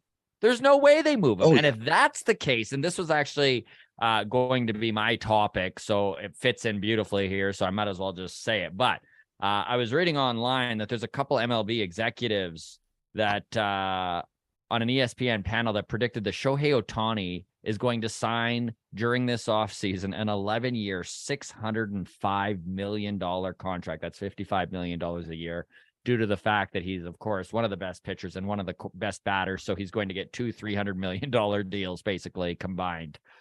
Who do you folks think has that money, right? We did see the Giants go out there. I know you just said the Mets, Joel, but we did see the Giants agree to a $300+ million deal with Correa. I know it fell through, but the Giants have money. They're not out of it. San Diego offered Judge over $400 million and lost out, right? Even though the Yankees had the lower bid there. So the Padres obviously are prepared to put in big money there. And there's a lot of dark horses too. I really think this bidding war for Shohei Ohtani is going to be much bigger than just the Dodgers, as it seems to be framed. I know a lot of you have already kind of given your ideas on this, but feel free. The Giants were who I was going to say. Yeah, West Coast is a really good place for him. West Coast money. To me, it's a situation where you make your money. Like, isn't he worth $1 billion a year? Isn't that a thing that's been put out, like his sales and everything, like the attendance that you Adam get from hates him? that, by the way. I hate that so much. Like, That's to such me, nonsense. 100 years from now, though, Adam, 100 years from now, nobody's going to know who won the World Series over this entire decade. Nobody's going to know, but they're going to know Ohtani. But they're still going to be paying for memorabilia of Shohei Ohtani, right? Yeah, the same way that we talk about Babe Ruth now, we're going to talk about Shohei Ohtani 100 years from now. Not us four, but, whatever the walk-off looks like then. But, so it's a situation where it's a unicorn. It's something that's bigger than the game. It's something that arguably, do you want this guy or do you want World Series? Because arguably watching him play may be more important than winning a World Series. It might be. Where does this he's worth $1 billion a year number come from? All of his games are sellouts. All of his pitching games are sellouts. Like the attendance he brings in, the jersey sales, the advertisement that he could do. The guy's probably $1 billion? worth. Do you know how much a billion is? What was his strikeout? It's like 1,000 millions. Well, yeah. What was his strikeout worth at the WBC? Right? Like, what was that worth? What do you mean? What is that worth? Like, exactly. In money? Like, yes, in money. What was that worth for baseball? Like, was that a $500 million moment for baseball? Nope. Could have been. No. 100 million people were watching it. Did they sell $500 million worth of advertising for it?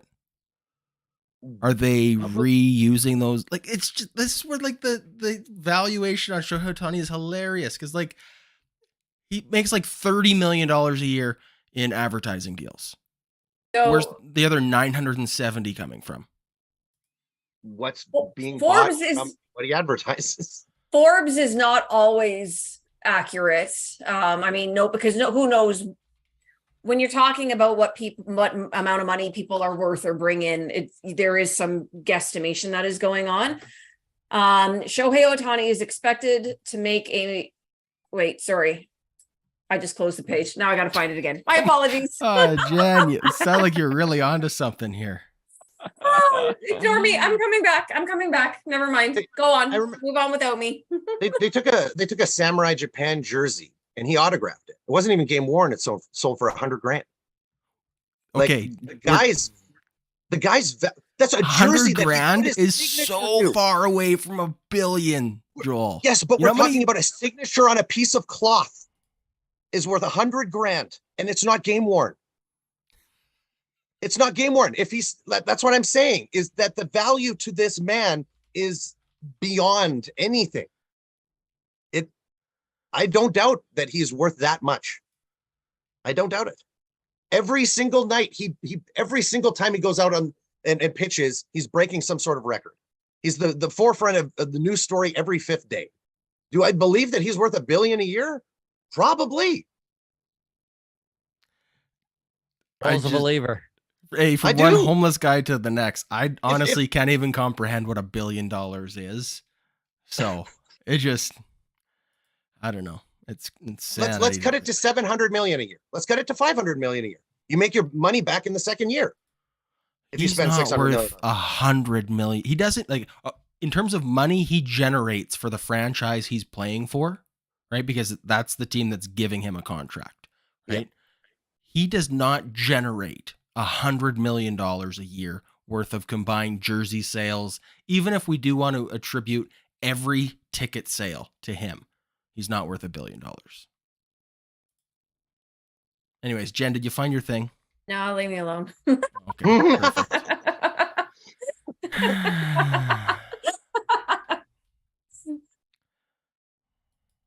I do. Adam, I agree. What you're the $1 billion valuation does seem extraordinarily high. I don't just a know. bunch of economic majors discussing here, eh? Just oh, I can just see people pulling their hair out for sure.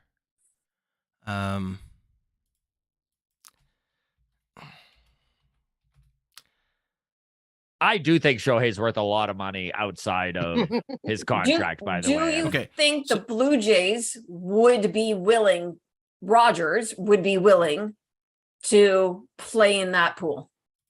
I would hope so. Put his face on every Rogers commercial on the planet for the next freaking 50 years. I hope the Jays are all in on Shohei Ohtani. Just like I would hope the other 29 teams in baseball would be. He's a unicorn. I know Taco Time's very tired of hearing us talk about Shohei Ohtani. He's done with them, but he is a unicorn of a player. He's one of the best pitchers in baseball and one of the best power hitters in baseball. Those are two things that just don't come along. He's not a unicorn of baseball. He's a unicorn of sport. Yes, absolutely. Agreed, Joel. 100%. Okay, so LA Angels, I'm sorry I don't have the 2022 numbers yet, but the 2021 numbers, the LA Angels entire ticket sales for 2021 was 64 million. Mm-hmm. Where's the other 950 million? That's a lot of jersey sales, even if they're all signed. So I'm going to have to go. I didn't know we were doing this tonight, but I will go and I will put the numbers of Ohtani's value together yearly. Because I don't even want to be wrong about this. I want you to just show me why he is worth $1 billion. I hope you're right. I think that'd be cool if he generated $1 billion. I think he's worth $1 billion because he's bigger than the game. He is bigger than the game. He is a show the way that Sosa and Maguire were a show in '98, but not just on steroids and just 1 year. Sosa had 3 years of 60 home runs. But what I'm saying is that this is a 29-year-old guy who is the god of baseball for the next 11 years, the god of sport for the next 11 years. And the value of the WBC for baseball, I don't have the numbers, but his practice games were getting more views than World Series games. Okay. His 100 million people watched that final game. Okay. It's the most people have ever been focused on baseball ever. That is worth $1 billion a year to me. That is. See,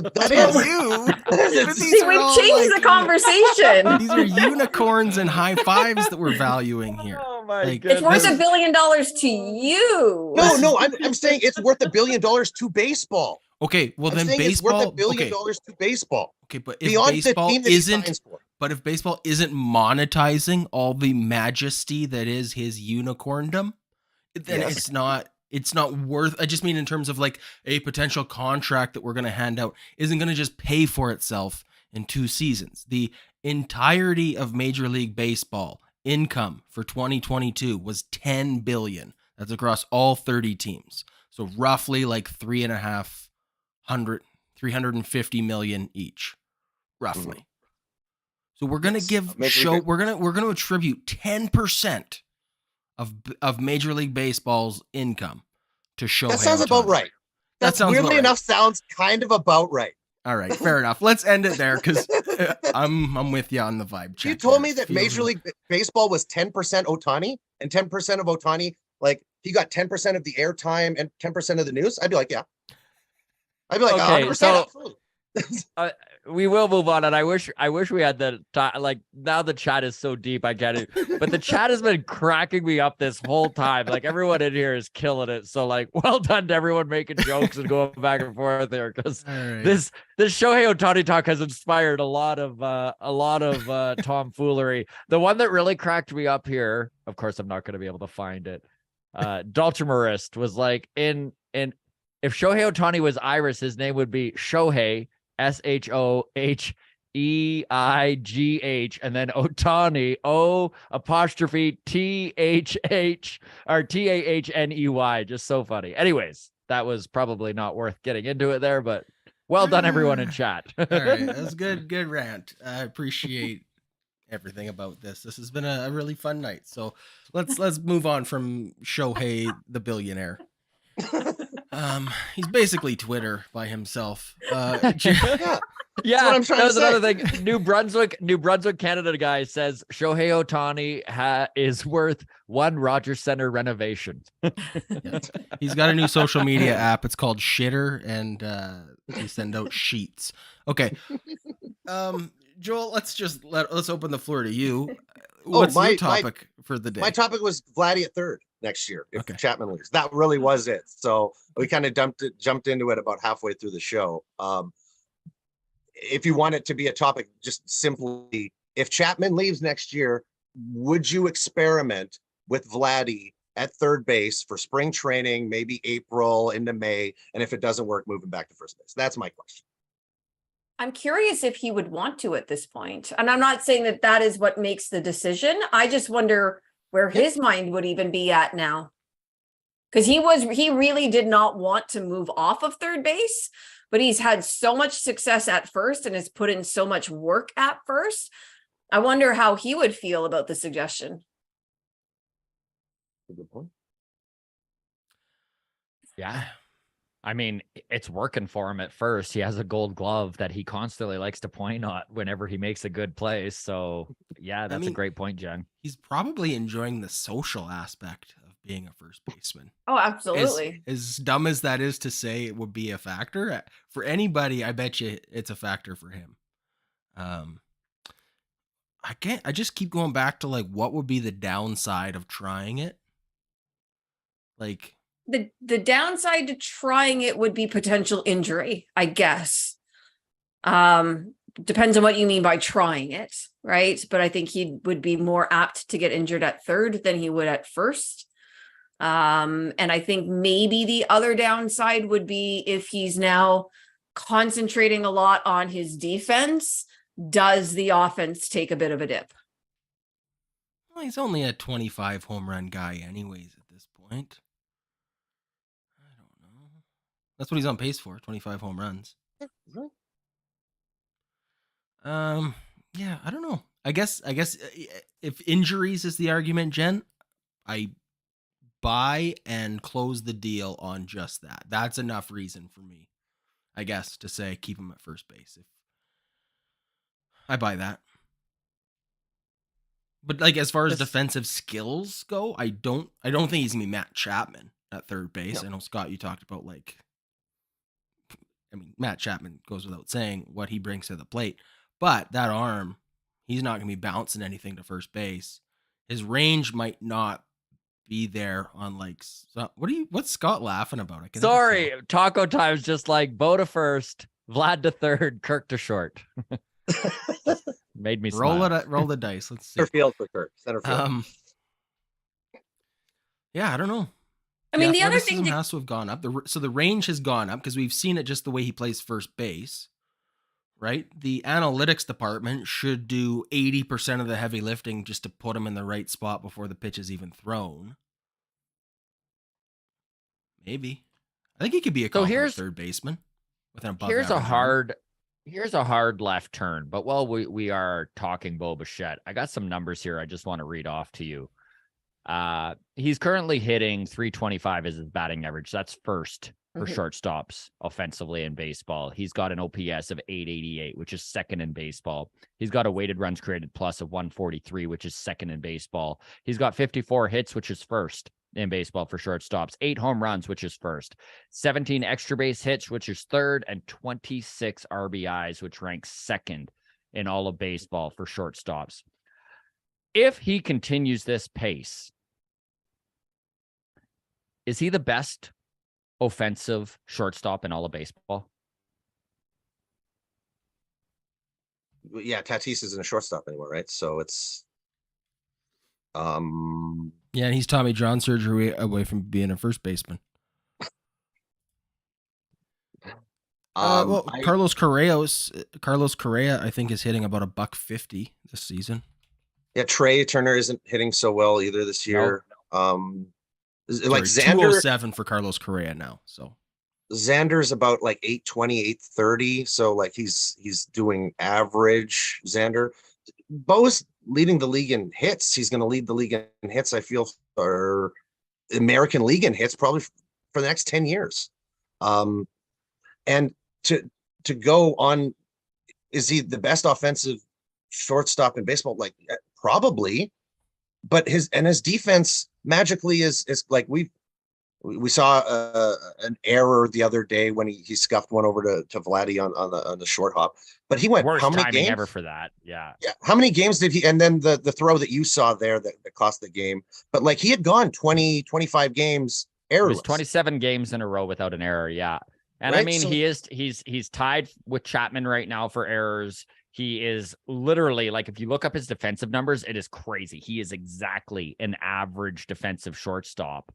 And I know there's a lot of people who, and I can't even really argue. Maybe this team would be better with him at second base. But my big question is, like, who the hell plays short?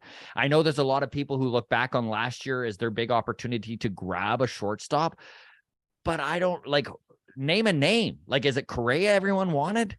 Like, I don't. It feels like I'm constantly defending Bo, but I'm honestly just like, how are there better options? He's like an average defensive shortstop and the best an average defensive shortstop and the best offensive shortstop in baseball.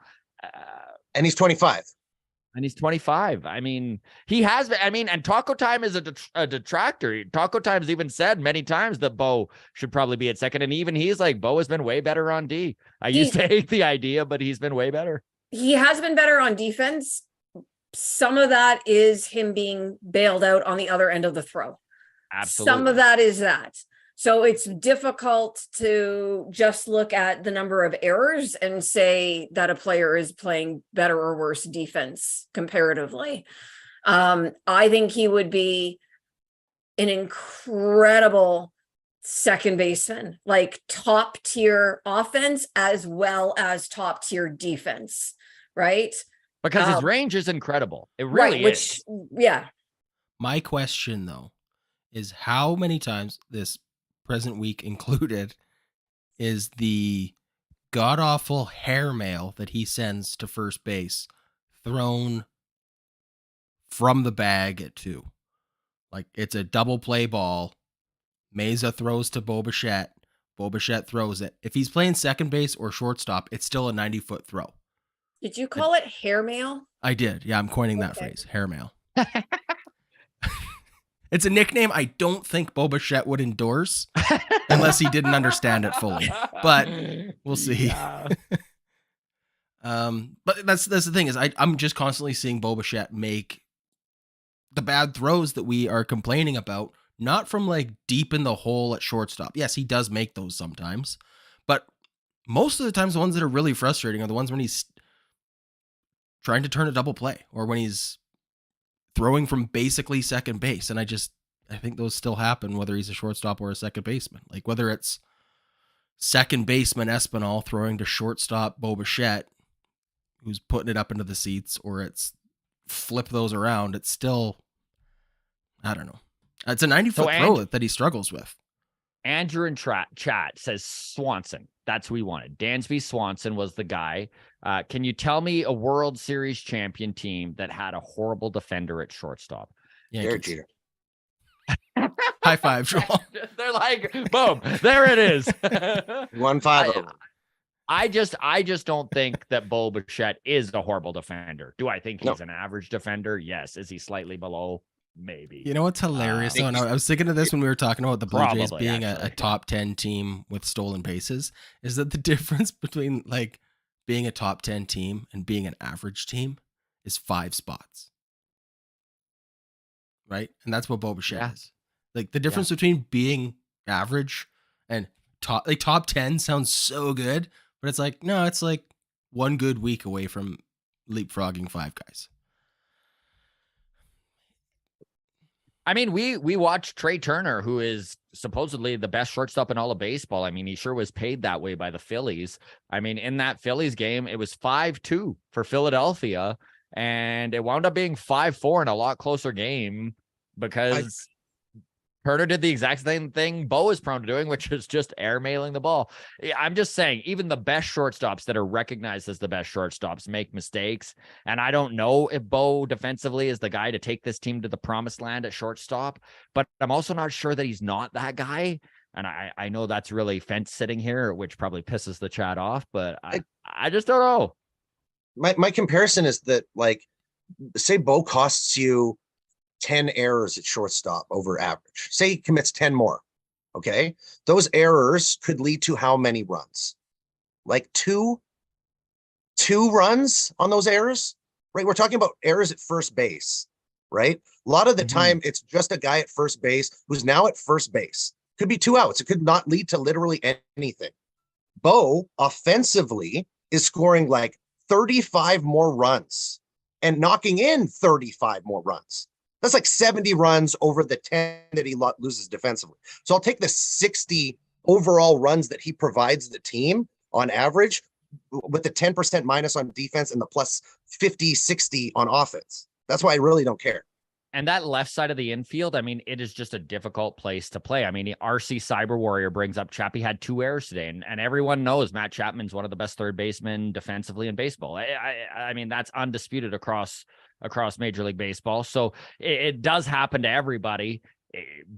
Bo makes me nervous. I'll be honest, like routine balls, when he's on the run and doesn't need to think about it, I'm not as nervous. But when it's just like a routine ball, I'm always pulling up my collar. I don't know what the actual answer is here, but I'm on your side, Joel, and just that I think he's got to be a shortstop for just how much value he's providing at the plate. And as long as he's not like he was in 2021 and 2022, and I know everyone in chat keeps saying he was the worst shortstop in baseball over the last 3 years, but that's unfair to add this year to it when he's been average this year, which is all I ask of him.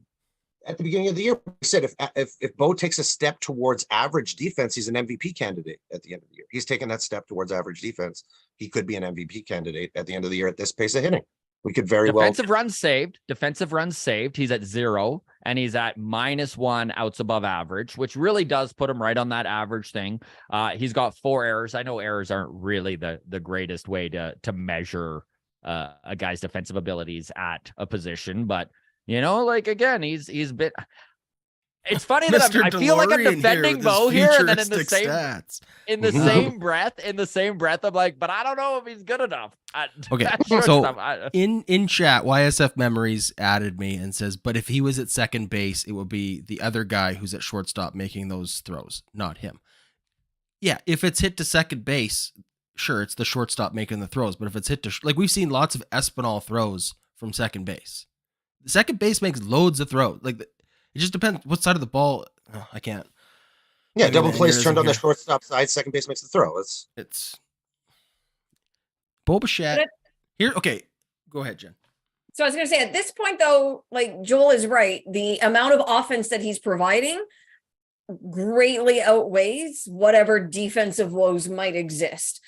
Would he likely be better at second base? Yes, but you're not moving him. You're certainly not moving him right now based on how he's playing overall. You're not going to do it unless you actually had a stud shortstop to replace him with. Okay. Right. And they're not going to acquire that, I don't think. Now, if Bo goes into a lengthy slump, at any point this season, and who knows if that's coming or not. Some of that conversation or that tone changes again, right? Mm-hmm. If it's May 14th, 2024, we did not pick up Whit Merrifield's option. We did not trade Espinal, and he is playing every day as our second baseman and hitting good enough and fielding competently. He's hitting 270, not making dumb defensive errors. In that situation, would the Blue Jays be better swapping those two guys? Because then, like, all the argument about Bo Bichette's offense more than makes up for his defense. And, like, yes, it does. But also, if that's the argument, is that, well, Espinal is a better shortstop. Would we just be better off having Bo at second and having Espinal at shortstop if that was the case? Personally, I would rather Bo at shortstop and Whit at second than Espinal. That's not the future, Scott. We let him walk. We didn't pick up his option. Respect the game, man. Right. Play along. Play along. Thank you, Jen. I just don't want Espinal's $173 at shortstop. Maybe every day at bats, it's worth it. It's not like Espinal's defense has impressed me this year. He's made it, but again, but he's not playing every day. If you're not playing every day, yes. I hate being an Espinal apologist too. But thank God there are smarter people putting together this Blue Jays lineup than myself, because holy shit, I have no answers. I only have questions. Do I want to switch, like, your magical situation next year of May 14th, 2024, Espinal switching with Bo for? So Espinal is our everyday second baseman at this point. Bo Bichette is our everyday shortstop. Espinal is having the same season he had in 2022. He's having like the same all-star caliber. He's good at second base. Bo is still 17th defensively at shortstop. It's just steel man the argument for me that we should. Do you want Bo one more win in 2024, or do you want to sign Bo beyond 2024 so he's long term? That's it. If you see him walking out the door in 2026, you make the change. If you want him here for the next 10 years, you keep him at shortstop. So you think that moving Bo to second base would seal his fate with the Blue Jays? Yes. Okay. I'll hear that. I don't think he's signing with the Blue Jays if you move him to shortstop or to second base at all, because I think you're cutting his value in half. Top tier second base sign at $160 million. Top tier shortstops sign at $350. That's $200 million. $190 million you're taking away from him if he's a second baseman. I am a believer in get me as many contending years as possible, not the best chance one time.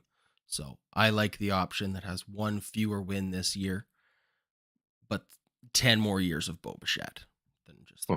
So I'm with you there. Okay. No, I like that. That's good. This is why we play these hypotheticals. These are fun. Okay. Scott, do you have a top? I've kind of lost track. This has been a messy second half. It's been fun. I don't know if you remember the 10 minutes where we all yelled about Shohei Ohtani, but that was my doing. Did you even get a word in edgewise though? I felt like that was just I brought it up and then just let it go. Yeah. You just released the stink bomb into the class, right? And then ran. That's exactly. Yeah. The Kraken. Perfect. Okay. Well then, before we wrap it up here for our Mother's Day episode, did I miss anything? Do you guys have anything that you want to get off your chest?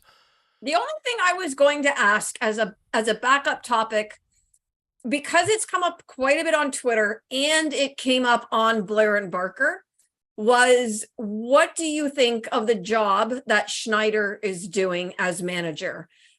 And or do you think the role of manager is highly overrated in terms of effect on the game anyways? And the only reason I bring this up is because there has been quite a bit of Twitter chatter regarding some of the decisions that he's made recently, pinch hitting, challenging that call today, where he challenging the call catcher today didn't step on home plate. And he's on Blair and Barker every Friday, and they asked him some pretty tough questions about some of the decisions that he's made. So it's become a bit of a talking point. So I thought that would be my backup topic. So if we can fit that in a couple of minutes. Let's do it. Scott, let's start with you because I know you have a fun tweet. Okay, so this number one, I have been right there with everyone else in the chat and with you, Jen, and you, Joel, in that, there are some questionable calls that Schneider has made in the last few weeks.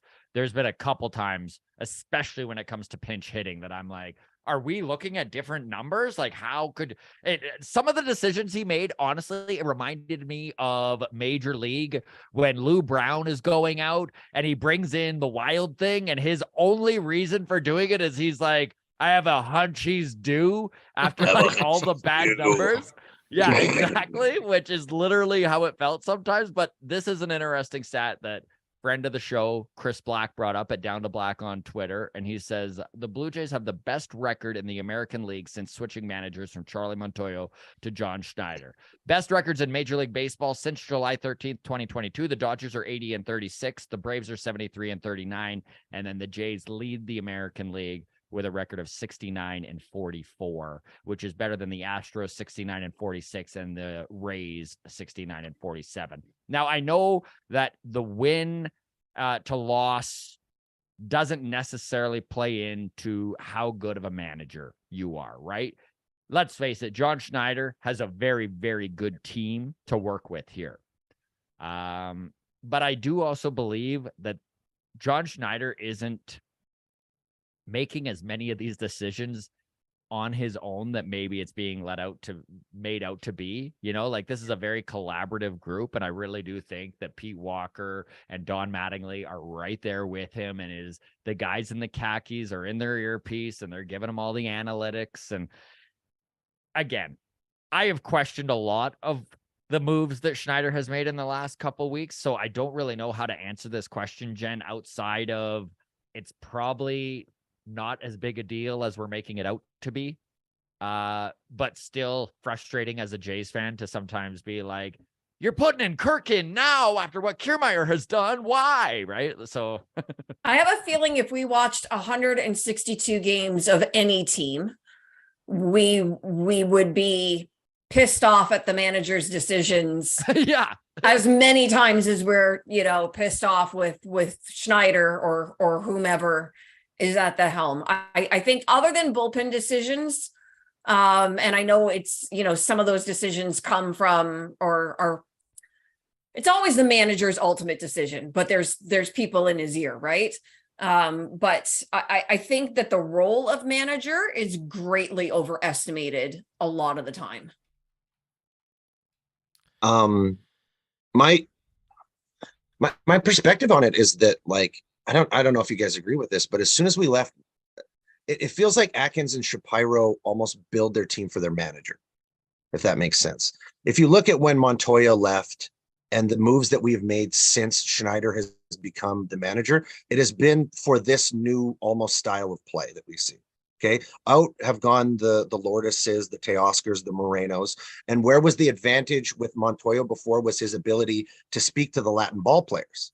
Right. As soon as that disappears, almost you have a shift in your forward movement on the team. Right. The players you bring are Varsho, Kiermaier, Belt, Merrifield, all, a different breed of baseball player. And the team has played very different baseball since that shift in management. So do I believe that, like, is the manager a little bit overrated in what he does? Maybe. But is the shift in tone in the way the Jays played very much built around Schneider and what he has brought to the team since becoming the manager? I think so. I think that if you ask the White Sox what the Charlie Montoyo advantage is, it's his ability to blend in and fly under the radar without anybody learning his name. Knowing his name. Yeah. Luis Robert didn't even know who he was. Yeah. I think, Jen, I'm with you. Charlie just stared at him blankly when Luis Robert was like, hey, there he is. There's our guy, right? It's dude. Do you ever watch Arrested Development? And what's his name? Michael Cera. I can't think of his character now, but he was dating a girl. Yeah, George Michael, and he was dating Anne, and his dad would always just be like, her? and he could never remember her name, and she just had like this generic face. I think in 1 or 2 episodes they actually swapped her out with like a different actress just like for the gag of it. That's how Charlie Montoya feels. Anyways, Jen, I'm with you. Man, I'm on fire today. This has been a good episode for Adam. Jen, I'm with you that it does seem to be overstated, the impact of a manager. I know I'm like not the war guy because I think war is dumb because it's a vibe, but I would also say that that's kind of where like the value of a good manager is that he like brings the vibe. Like the decisions and whatever I do think come from the guys and the gals in the khakis, but I think that the impact that John Schneider has is in his ability to like quote unquote get the most out of the guys. So like whether a decision goes his way or not, this bullpen guy, that bullpen guy, it's things like letting Chris Bassett go the distance and getting the complete shutout. I think that's like the intangible that the stuff we don't see, right? The way he disciplines guys in the clubhouse versus Oliver Marmol outside of the clubhouse and that discipline approach, right? Like there's all those things that like, if he's doing his job right, we're not hearing any drama out of the clubhouse, like out of that locker room. So that's like all I can ask for. Right. And then I think the decisions is like, sometimes they go your way, sometimes they don't. Like, even if it's in the moment feels like absolutely the right thing to do. And then it's like, well, but that's why you play the game, right? Like it's not just played on paper. So yeah, and I know we're getting long in the tooth, but I think that you really are nailing it there, Adam, with just the less you hear about what's happening in the clubhouse, I think the better it is. I know that we watched Wander Franco make his little flip up and everyone made a big deal out of it. And of course, Kevin Cash came out and was like, it's great. I love how much confidence he's playing with. But I also would be shocked if we ever see Wander Franco do that again. And I think that it's because Kevin Cash did it the right way. He didn't make it public. He didn't make a big deal about it. He gave him a pass, said baseball's fun, love these young kids, took him aside behind closed doors and was like, you never do that again mid-game.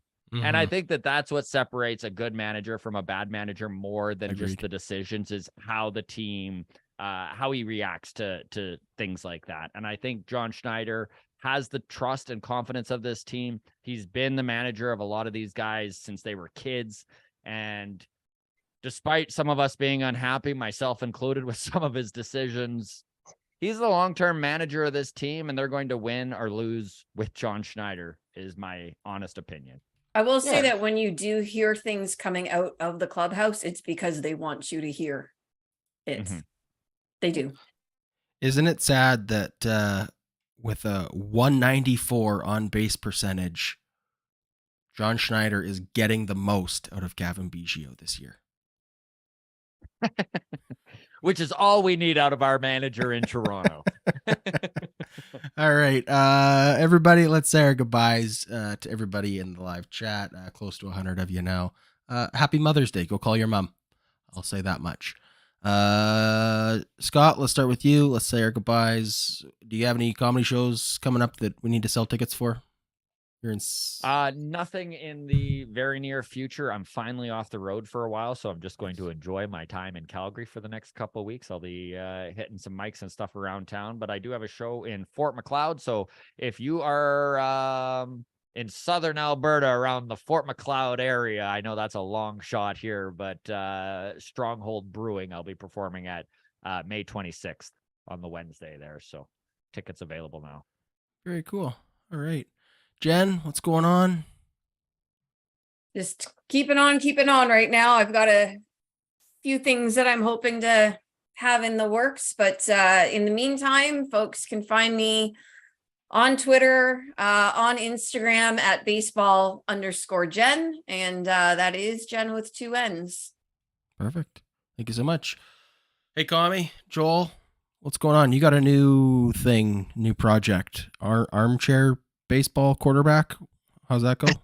What's that one? Yeah. So you guys everybody can find me all the time at Hey Kami on _Kami on TikTok. Also, I'm a part of like a group of TikTok content creators who come together to try to create a singular brand to do baseball without it being a singular fan base. So I got to be a part of that. That's really, really sweet. I get to do weekly content for that group. So it's Armchair Baseball on pretty much every single social media platform. You can check that out.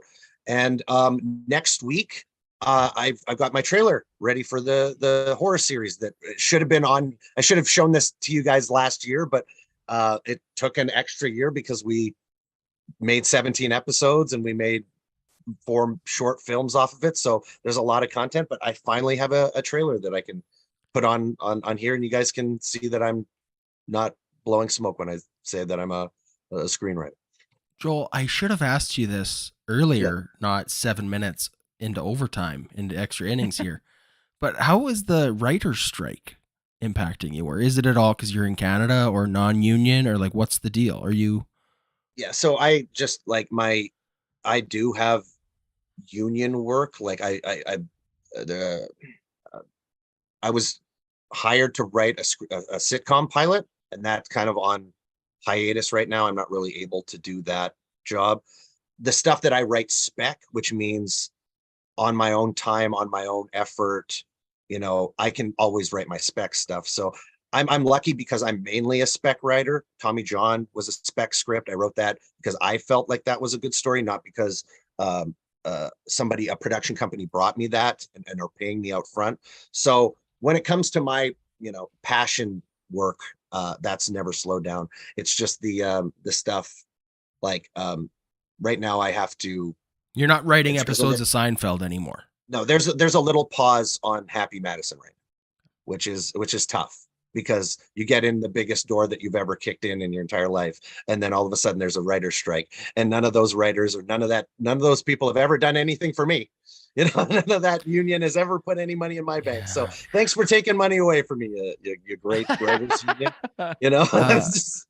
This writer's strike probably couldn't have come at a worse time with AI where it's at right now. Is this a devastating piece of leverage? Adam, do you have a list of buttons to push on Joel right now? Yeah, you're trying to fire me up here. Sorry, I'm genuinely interested. Sorry, maybe we can just have you back sometime and we'll just do a screenwriters episode. Yeah, it's the AI concept, because that's a really big thing that is circulating around, is production companies are actually trying it.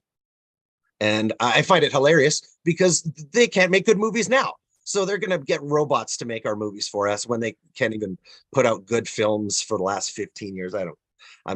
You're going to have me burn everything down with my words. So, all right, zip your lips. I don't mean to paint you into a corner. I'm just curious. I appreciate the rage monsters coming out. No. All right. Let's end it on a happy note. Jay's just swept the Braves. Hey, James just swept the Braves. All right. 3 wins in a row, baby. Thanks everybody for tuning in. Reminder, patreon.com/the Walkoff podcast. We appreciate all the support there. MLB Mondays, Scott and I tomorrow morning will be there. Mark Shapiro, get your questions in. Look forward to that episode later in the week. I usually sign off by saying goodbye, Dad, but it's Mother's Day, so goodbye, Mom.